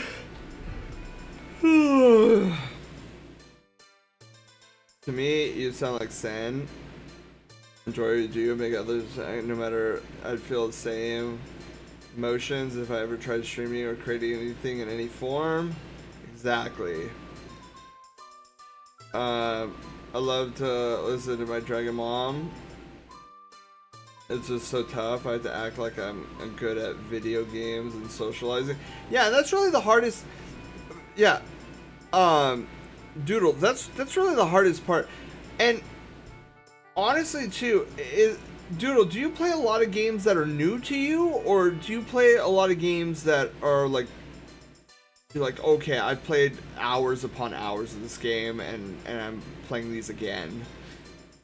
Because I will say it's a lot easier to play a game that you're very familiar with and socialize than it is to play a new game and try to socialize. Very difficult. I'm bad at games on and off stream. Oh, I see. I know another thing that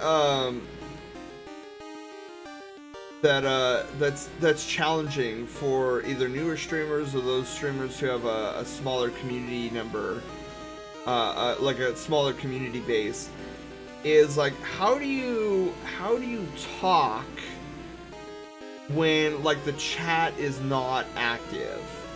Like, what do I say? What do I talk about? Because, like, if you're playing a game, there's only so much you could talk about in that moment of the game where it's like, oh, look, that's a blade of grass. Oh, look, it's green. Oh, look, the skybox is blue. Like, that's kind of boring, right? And if you don't have any, like, feedback from a chat, it's like, what do I even talk about? And that's where I will give the advice of something that I call self-propelling topics. Self-propelling topics are topics that you can talk about with or without chat. And usually self-propelling topics are topics that you are passionate about. So for example, you've been witnessing me talk about a discussing a self-propelling topic. So self-propelling topics, like I said, are something you're passionate about and you don't need chat's input. And a prime example is what I've been doing for the past 15 minutes. I'm very passionate about giving streamer advice. And if you notice, I went on this long tangent and I just started talking about motivations, about like lurking and how you can look at it differently and stuff like this. And then I realized, like, shoot, I'm behind on chat. I need to shut up and actually like catch up on chat. That's a self-propelling topic. I didn't need you guys. If you guys were all, I know that sounds bad. I didn't mean that to sound bad, okay? But like, if you guys were all lurking right now, I wouldn't need your guys' input to talk about this subject. So I could just ramble on and on and on, and it's something I'm passionate about. And so I often tell streamers, come up with a list of self-propelling topics.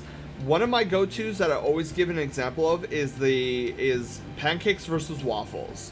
Which do you like better? Pancakes or waffles? Like, if you can come up with, like, would you rather topics that are self-propelling, that's even better. Because, like, look, if your chat is dead and you start saying stuff like waffles are far superior than pancakes. Pancakes are good, waffles are superior. They're able to hold butter better, they're able to hold syrup better. And those that are, you know, pancake stands will come in to your chat and say it's okay to be wrong. And that'll spark conversation. And I'm pretty sure that as I'm saying this, Panda's probably posted something in chat saying something along the lines like, Zen, you're wrong, pancakes are far superior. But see, this inspires chat to come in and actually get off lurk mode and actually say, no, streamer, you're wrong, pancakes are superior. And then you can rebuttal and be like, I'm sorry, but waffles are so much cooler. They're better. And if you've never tried pancakes at this place, waffles at this place, then you don't know what you're missing. And then that can spiral into like you talking about where you go to get your favorite waffles. Wait, what happened, Panda? Was that it's okay to be wrong? Oh, that's what I said. That's what I said. Oh my god. We're slowly downloading each other's movesets. Yeah, Panda, we really are. But yeah, see, that's like a self-propelling topic. You don't need chat's input to talk about your favorite food. Like if you can come up with a self-propelling topic that everybody can relate to as well, that's even better. And that's why I always tell people, talk about food. Talk about your favorite food. Get lost in it, because everybody needs to eat. They all have their personal preference on what food, and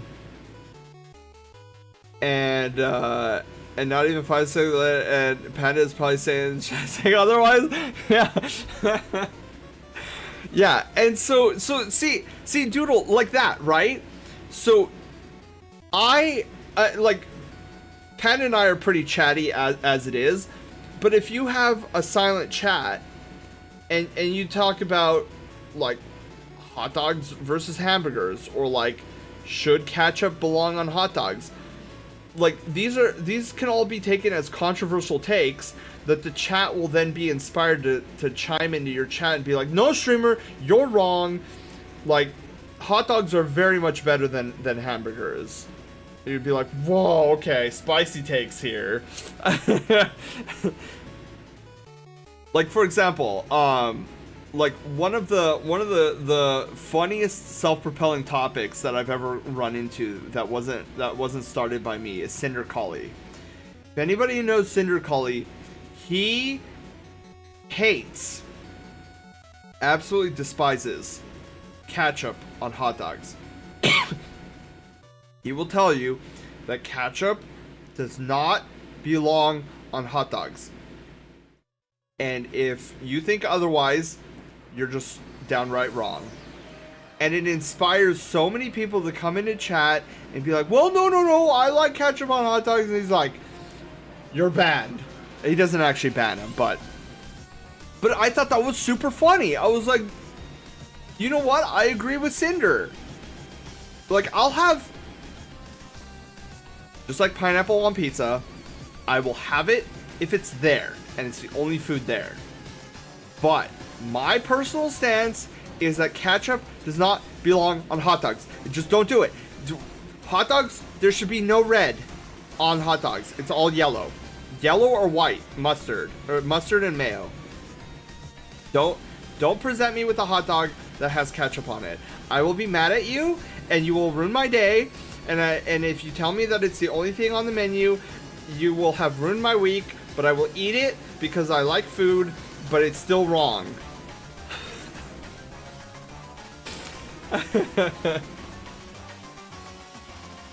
I don't even like ketchup on corn dogs. Like, don't give me a corn dog that has ketchup on it. It doesn't belong there.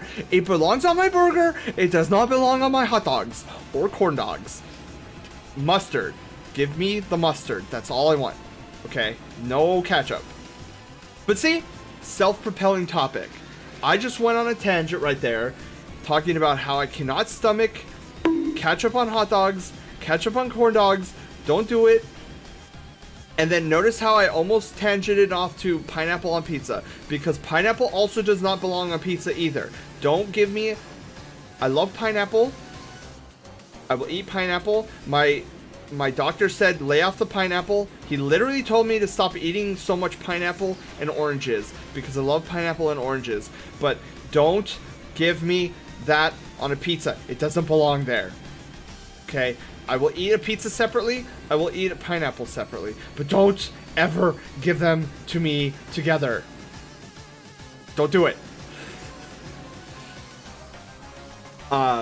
But see, self-propelling topics. Okay, I just went on another Sen tangent, a Sen rant about how I don't like pineapple on pizza, and not once did I look at you guys. I was lost in my own little world. So, if you can get yourself a notebook or a notepad text file, start writing down things that you're very passionate about. Jot them down. Jot them down. Right. That way, when that little gremlin in your head is like, oh, your chat's not talking, and you don't know what to talk about. Ooh, you're a bad streamer. You can be like, no, we're gonna go to my notebook. Turn to page 394. Okay, there's all my self-propelling topics. Let's talk about one. Boom, and then suddenly you're off to the races. And then before you know it, people will be starting to chat in your stream because they'll be like, oh, well, I actually said I like pineapple on pizza. And I'm like, okay, well, that's good for you, but it doesn't belong. It is a violation against nature, and the pineapple should not be there. But I won't stop you from enjoying it. Did you just turn to 394? Yes.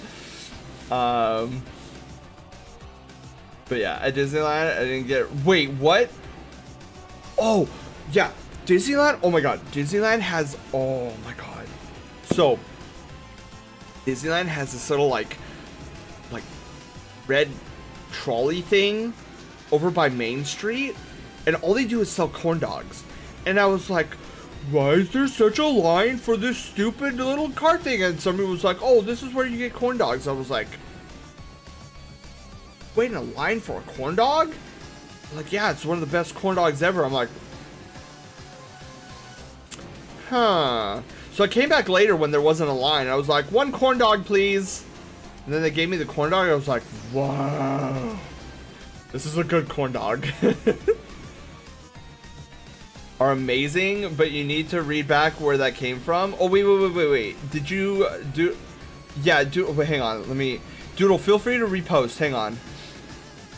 Warm pineapple? Yeah, warm pineapple is disgusting. I hate it. Ugh, it's so squishy. Oh, it's so squishy. Give me... No, I want refrigerated pineapple. I will eat that until the doctor says you're ruining your throat, Sen. You shouldn't be having this much acidic food. And I'm like, well, I'm sorry, doctor. It's not my fault that nature made these things so delicious and tasty. But as soon as it's hot, it becomes gross. Don't give it... Ugh. Hate it. Okay.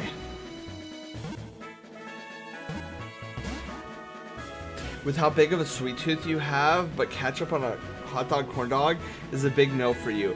Yeah, exactly. I know ketchup is sweet, but it doesn't belong on my hot dogs. Oh, wait, I just read what Doodle posted earlier. What about peanut butter on a corn dog? I've never had peanut butter on a corn dog, but I've had peanut butter in a hamburger before, and it wasn't bad. It wasn't good. It wasn't the greatest, but it wasn't like bleh, it's just gross. It was actually pretty okay. Peanut butter on a corn dog, I will try. That sounds interesting. But anything with a pickle on it is a no-no. I don't like pickles. I don't like cucumbers. That pickle juice is nasty. Like, who thought pickle juice was a good idea? But then if Audie was here, Audie would say he loves pickles and he could drink the pickle juice. And I'm just like, that's gross. Why are you the way you are? Okay. Yeah, no pickles for me. I don't like pickles. Pickles is another thing I don't like. I like food, but there are my limits. If you guys like pickles, you can have all of mine. I don't want them anywhere near me. All right, hang on. Okay. Repost. Oh, that's what you were reposting. Yeah, I just saw that in the original. Okay, that's what was reposted. Okay. Peanut butter on a corn dog? Yes, I will try peanut butter on a corn dog. It sounds interesting. Does it have different food preferences? Shinobi, hi! Hello! Welcome back. Sen is too high standards. Can't understand why people would wait in line for a corn dog until he tries it. Look, okay.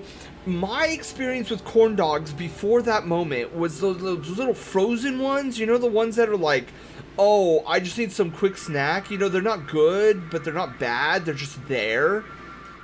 They're like, it's like a Burger King fries. They're like, you're like, yeah, these are okay, and they're sustenance, but I'd really rather have like either McDonald's fries or In-N-Out fries or Popeye's fries, because those are like S tier.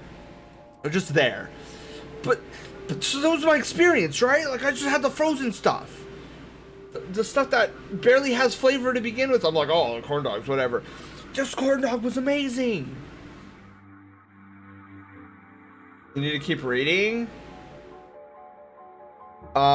Specifically a corn dog that has a pickle wrapped around it and the hot dog inside. I believe it. I think I've seen those before, but yeah, those are not for me. You know what I like? Have you guys ever had a corn dog where it's like hot dog wrapped in bacon and then the batter over that? Oh, those are so good. Corn dogs.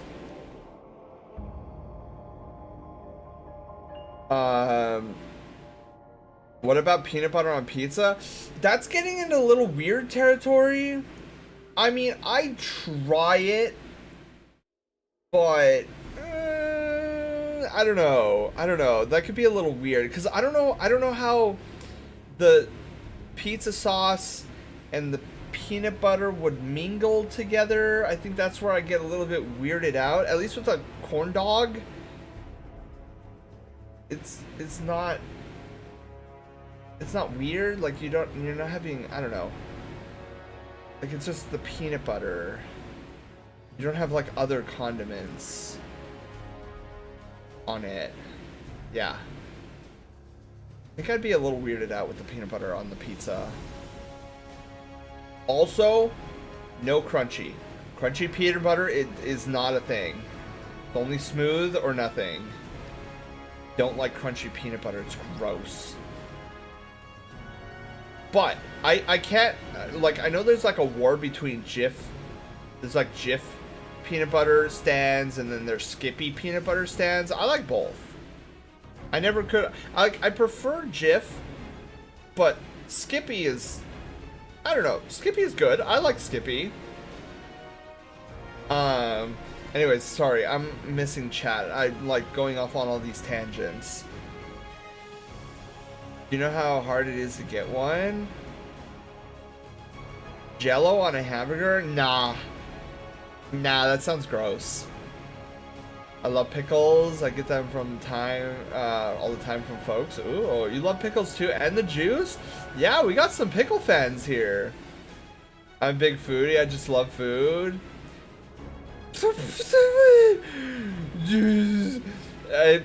Panda is not wrong. Panda's not wrong. But also... That's my rebuttal to his I love food. Anyways, here's a dictionary of every food I refuse to eat. I'm gonna shower and go to bread. Oh shoot, yeah, I should get to bread too. But Sand is the strongest Pokemon out there. Yes. Look at these chunky muscles. But pickles in cornbread and hot dogs with peanut butter sounds intense. That sounds intense. But people swear by it? People swear by it? What? Why? Sometimes I wonder about people.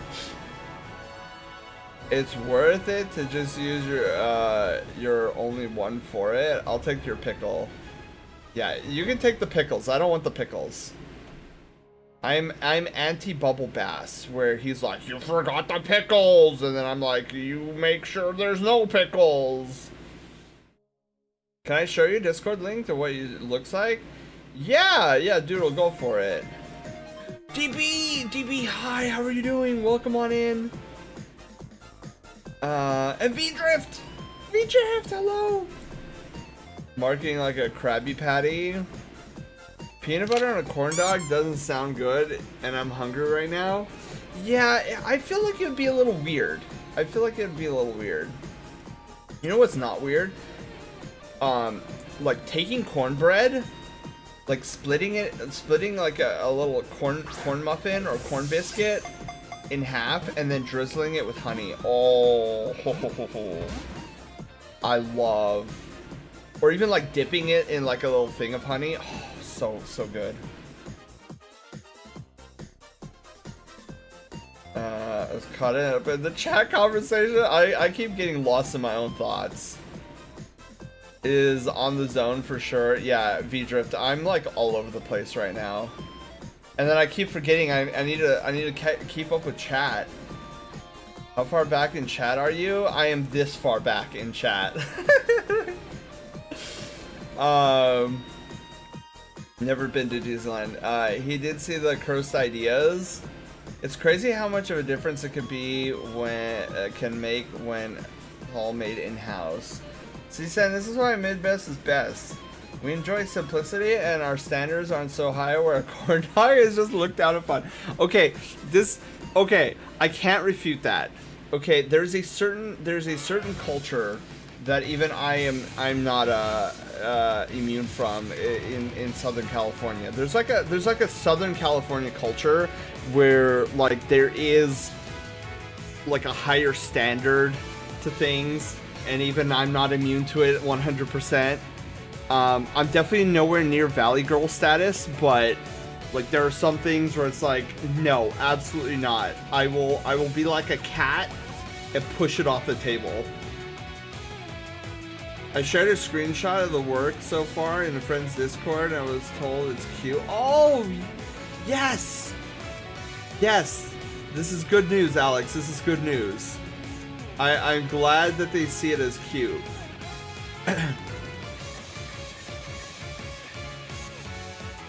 Wait, am I...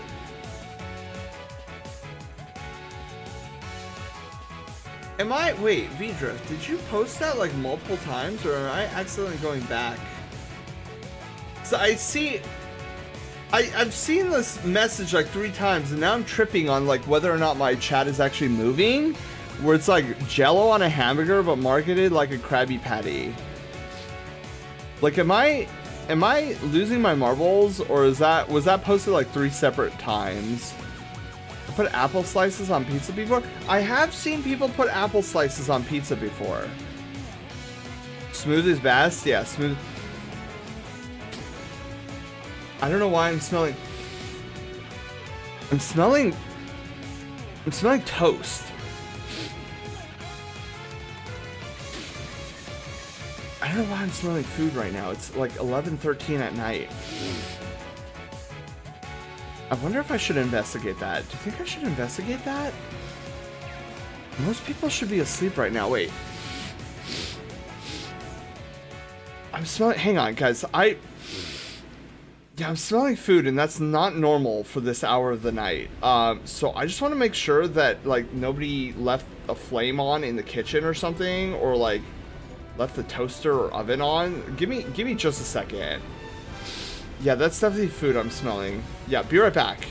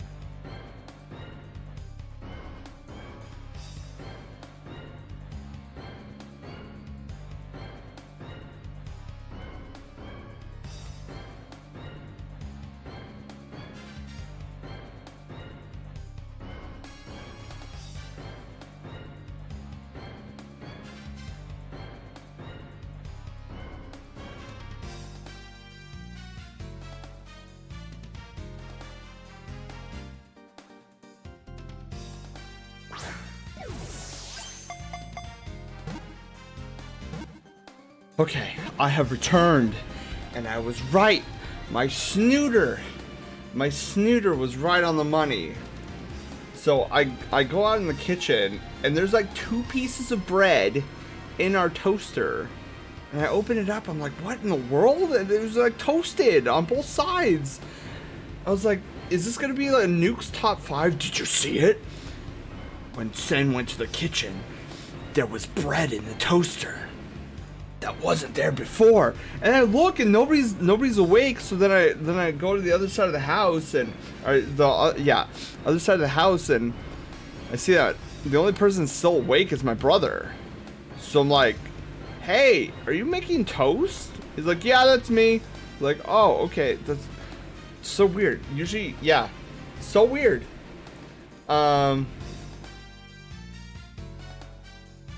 Yeah, I was like, dude, I distinctly smell toast right now, and I'm like, did somebody leave something on that they shouldn't have?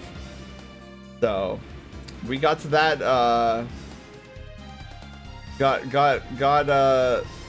that. V-Drift, are you okay? That's like the 4th or 5th time I've seen the Jello on a hamburger. How's the Raichu? Raichu's doing good. Looked away from the stream multiple times. Is there? No, Dravard. I meant to end the stream like an hour ago, but then I got talking. Yeah, cause I just wanted to get the primer done, and then we're gonna do coloring next week. But yeah, I got really wrapped up in conversing with you guys, and so here we are.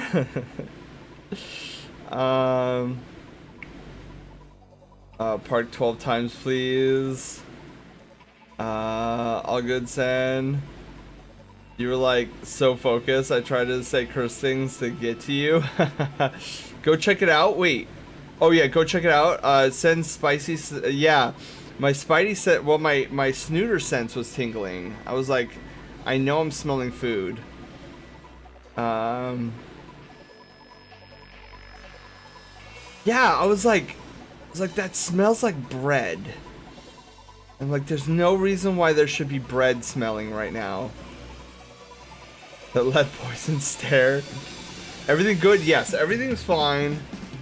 So yeah, it was my brother making toast. I just found it weird, because usually we're all pretty in bed by now, except for him. Like, he's usually up until later, but usually he doesn't have food this late.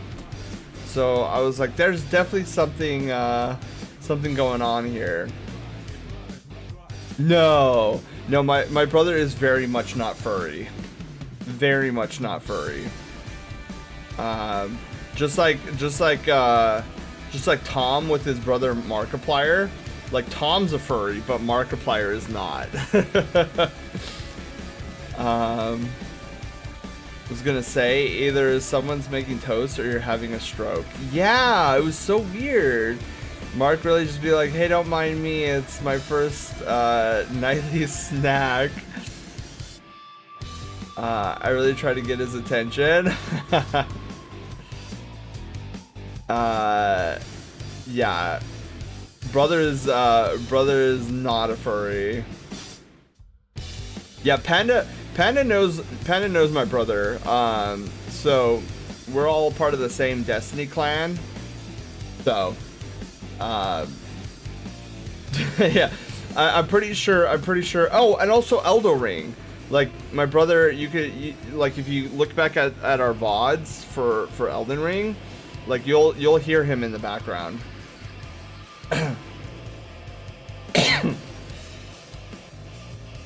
Hey, you rather drink milk with hot sauce? No. Neither. Those things don't mix with each other. First off, coffee is ew. Second off, mayonnaise. Well, I was gonna say mayonnaise is nasty, but I can't really say that, can I? Because I really like them on my hot dogs, and I like them on my sandwiches.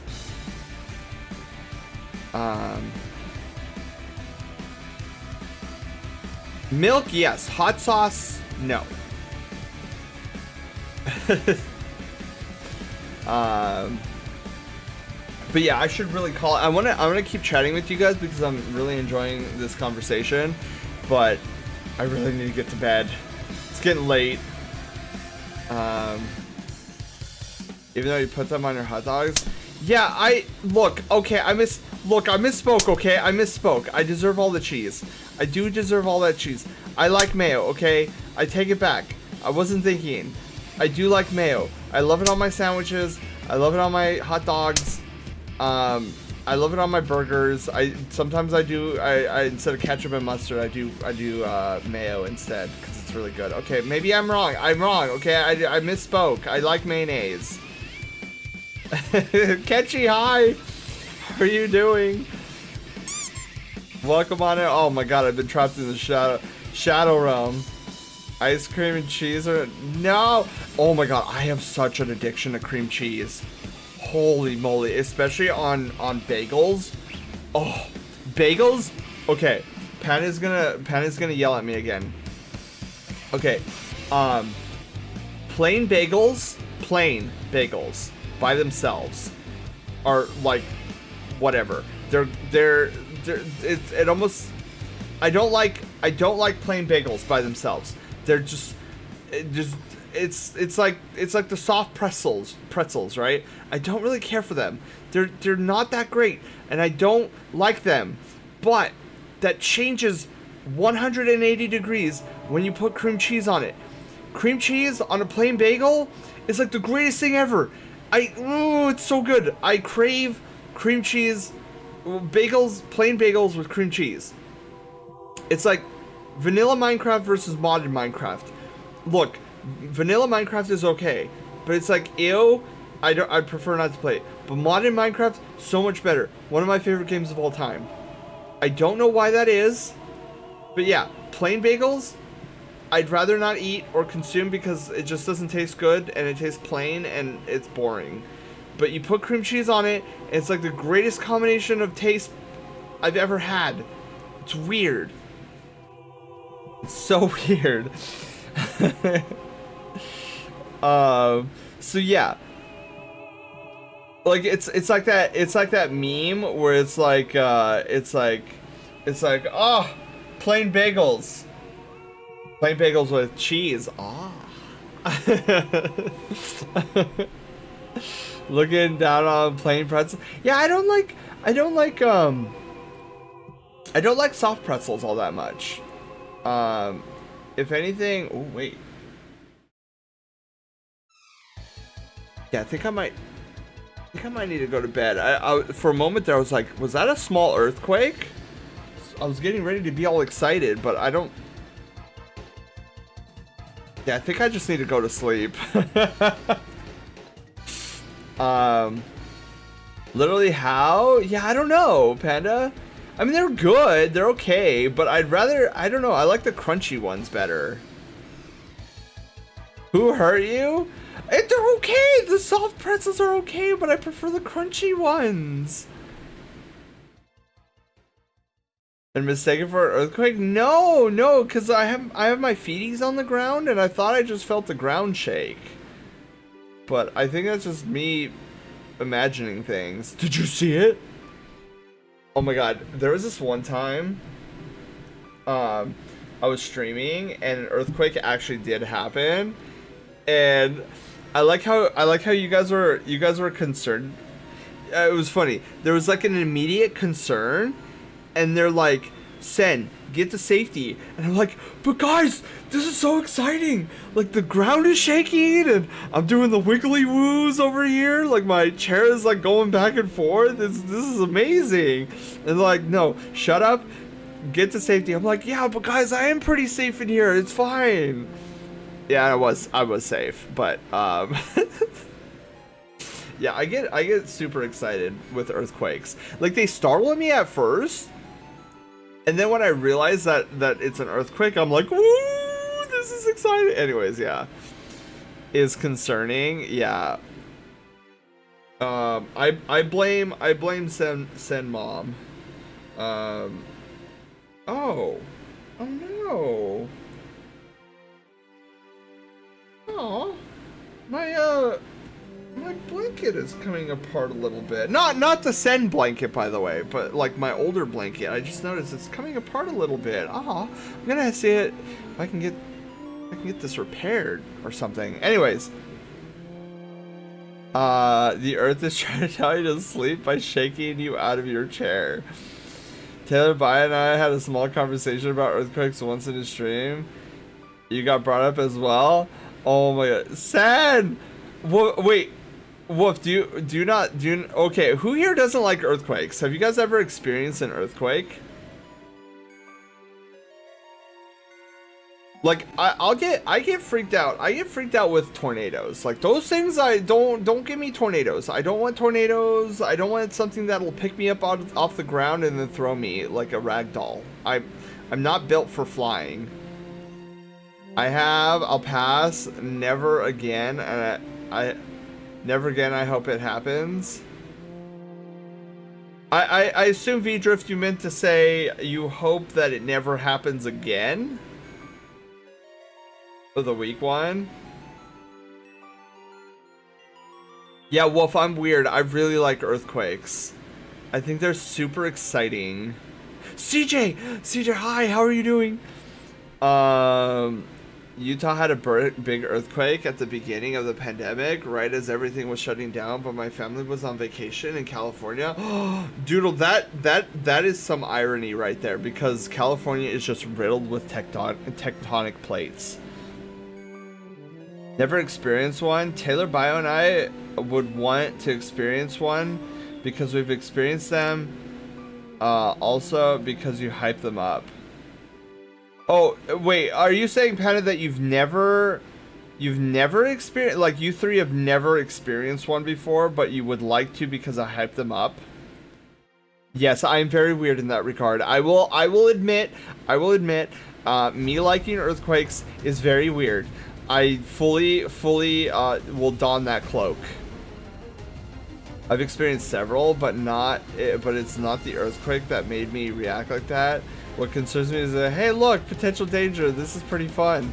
Well, okay, the only potential danger that I can foresee happening in a large scale earthquake is just the roof coming down on me. Which, yeah, I guess that's a valid concern. But, like, for example, if I was out in an open field and an earthquake was happening, I would literally have nothing to worry about.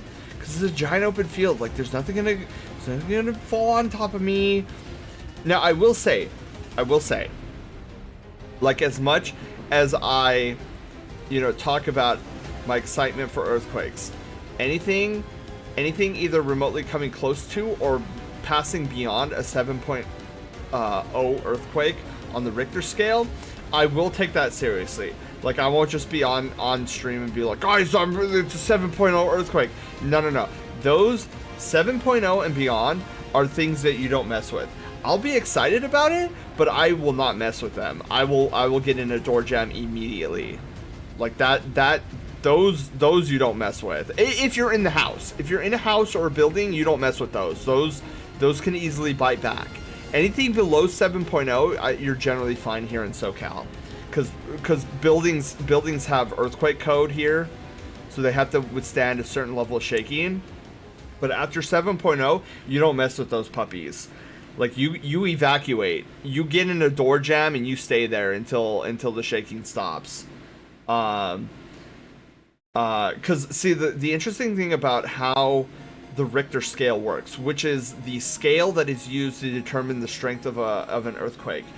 The Richter scale is an exponential curve. So it's not linear strength. It's like exponential. So when you get beyond the 7.0 mark, the magnitude, so like a magnitude 6, or sorry, a magnitude 8 earthquake is not double the strength of a magnitude 6. A magnitude 8 is more like 3 to 4 times the strength of a magnitude 6. So the oh no moment is magnitude 7. Anything higher than that, you gotta be careful with those. Unless you're out in an open field. If you're out in an open field and nothing is threatening to fall on top of you, then you could ride those puppies out and surf the ground till your heart's content. Yeah, so it's weird. I don't know why the Richter scale is an exponential curve like that, but it is.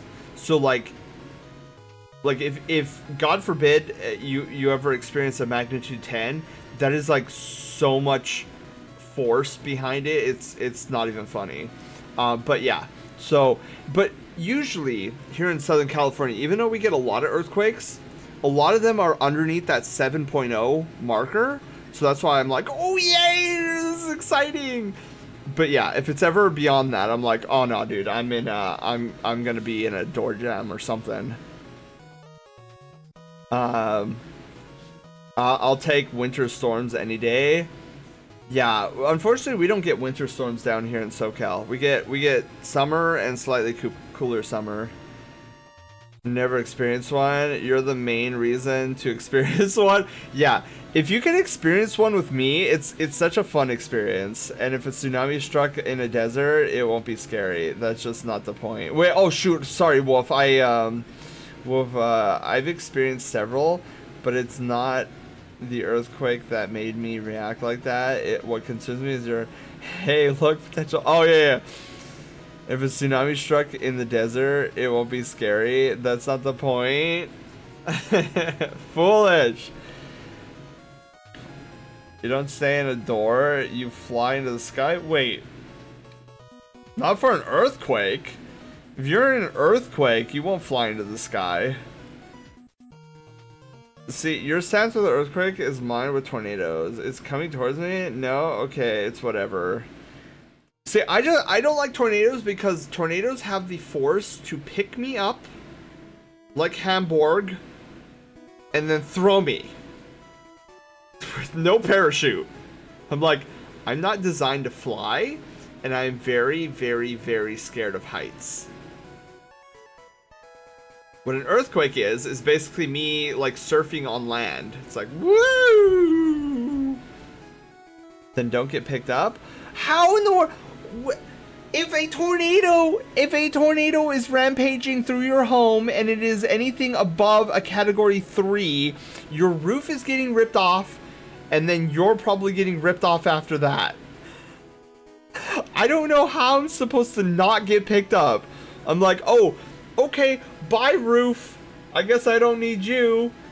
And I'm pretty sure I'm not heavier than a roof. I mean, I know I'm chonky, but I don't think sounds like a scale issue. Oh my god. Oh man, I really got to get to bed. Dang it. But yeah, if there's ever a time when an earthquake happens and I'm streaming for you guys, it's a funny experience. Floofy! Floofy, hi!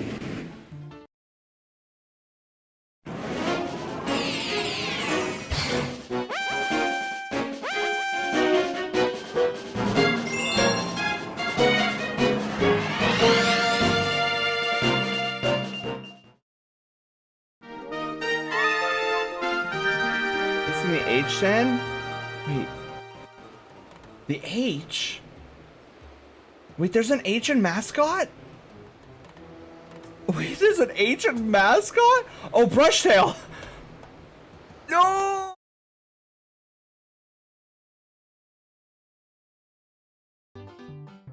Oh my god, Floofy, how are you doing?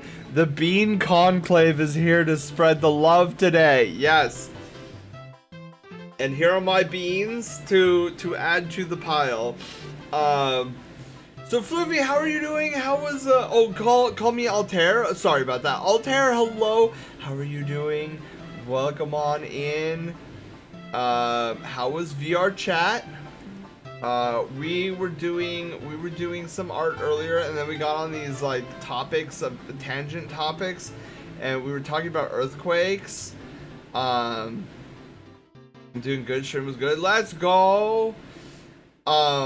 Altair, have you ever been in an earthquake before? Like IRL? That's what we're currently talking about, is like whether or not we've been in an earthquake, and would you ever want to be in an earthquake just to experience it? Cause I'm weird. I'm a weird one here.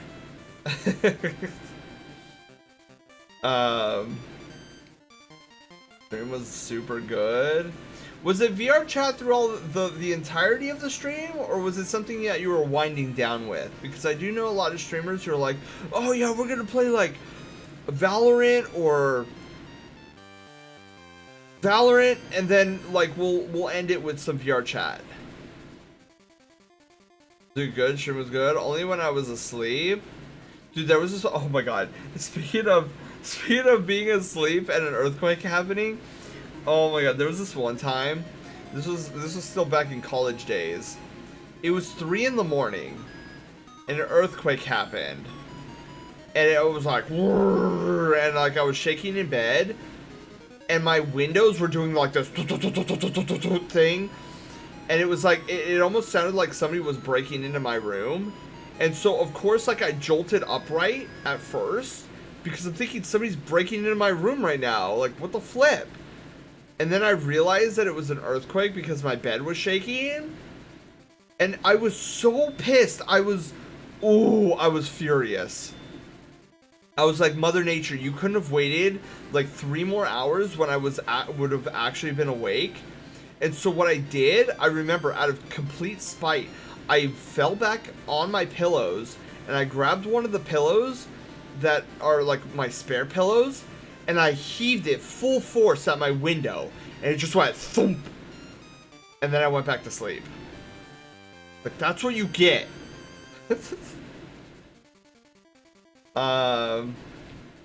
We did VR chat the whole time. Oh, let's go. Blue, hi! How are you doing? Yeah, so that was my experience with a midnight earthquake. I was so fuming. Yeah, and then I fell back asleep 5 minutes later. Well, okay. I fell back asleep, and then I think it was like 5 minutes after that where like I heard knocking on my door to make sure I was okay. And I was like, yeah, I'm okay. I just stretch our legs. Want sleep. And then that's when I truly went back to sleep. And then I didn't get up until my alarm sounded the next morning. Oh, but I was so upset because I got jump scared in the middle of the night, and then I just I remember heaving that pillow just with all of my sleepy force, just wham! Stupid window, stupid earthquake, and then plop back on the floor, on the bed. Dago, oh wait, no, that was Alex. Thank you for the hydrate, Alex, and Blue, thank you for the stretch break.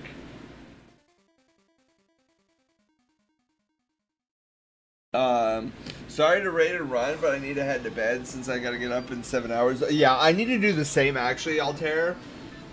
We've been kind of stalling, cause and Doggo, you're going to bed? Yeah, I need to go to bed too. I got work tomorrow, but it's Friday, so dumb nature throws pillow. All right, let's go find somebody to raid as well. And then we'll call it a night. Now, guys, we'll be back at it tomorrow for more Five Nights at Freddy's. Oh my God, that's me, and I'm gonna hear my own voice. Okay, I think I saved myself. It's weird. I still have this moment. I still have these moments of cringe where I don't want to hear myself while I'm streaming, but then I'm okay with it in the VOD. I'm like, oh yeah, that's my voice. Okay, yeah, whatever. But like, I don't know. It's weird. Alright, so who are we going to raid? Oh,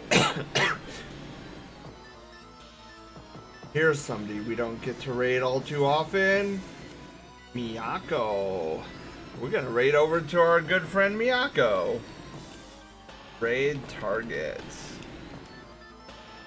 Miyako Lotus.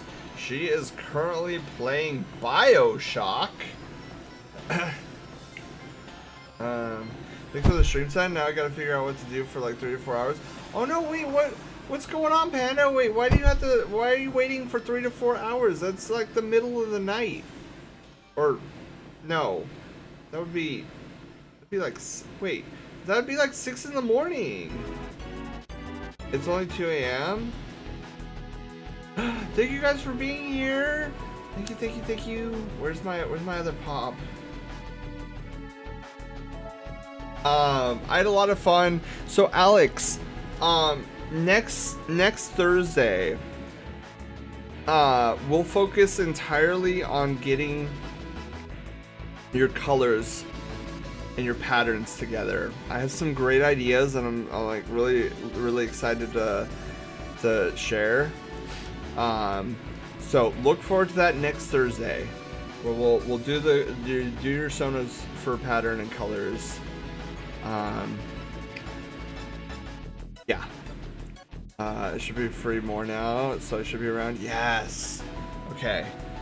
Yeah, and then tomorrow, Five Nights at Freddy's, and then Monday is our trick-or-treating stream. So heads up for that. If you guys have never been to our annual trick-or-treating stream, it's really fun. We go and visit other streamers, and we try to get candy from them, like emotes, candy emotes, food emotes. Really fun. That's what I'm going to be doing over the weekend, is getting our scenes together so that we have ew, I forgot that's an aspect of BioShock. So gross. Anyways, let's do raid message.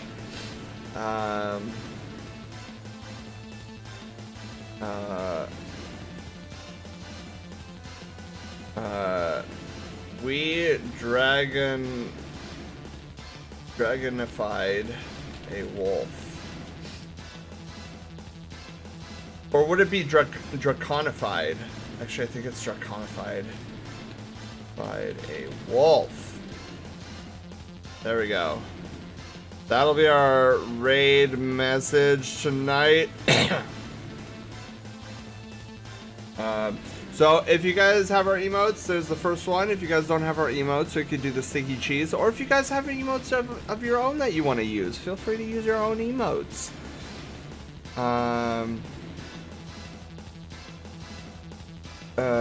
I don't know how. Oh yeah, that's right. Both Wolf and Panda have like messed up sleeping schedules. Okay. We draconified a wolf. That's what our raid message will be.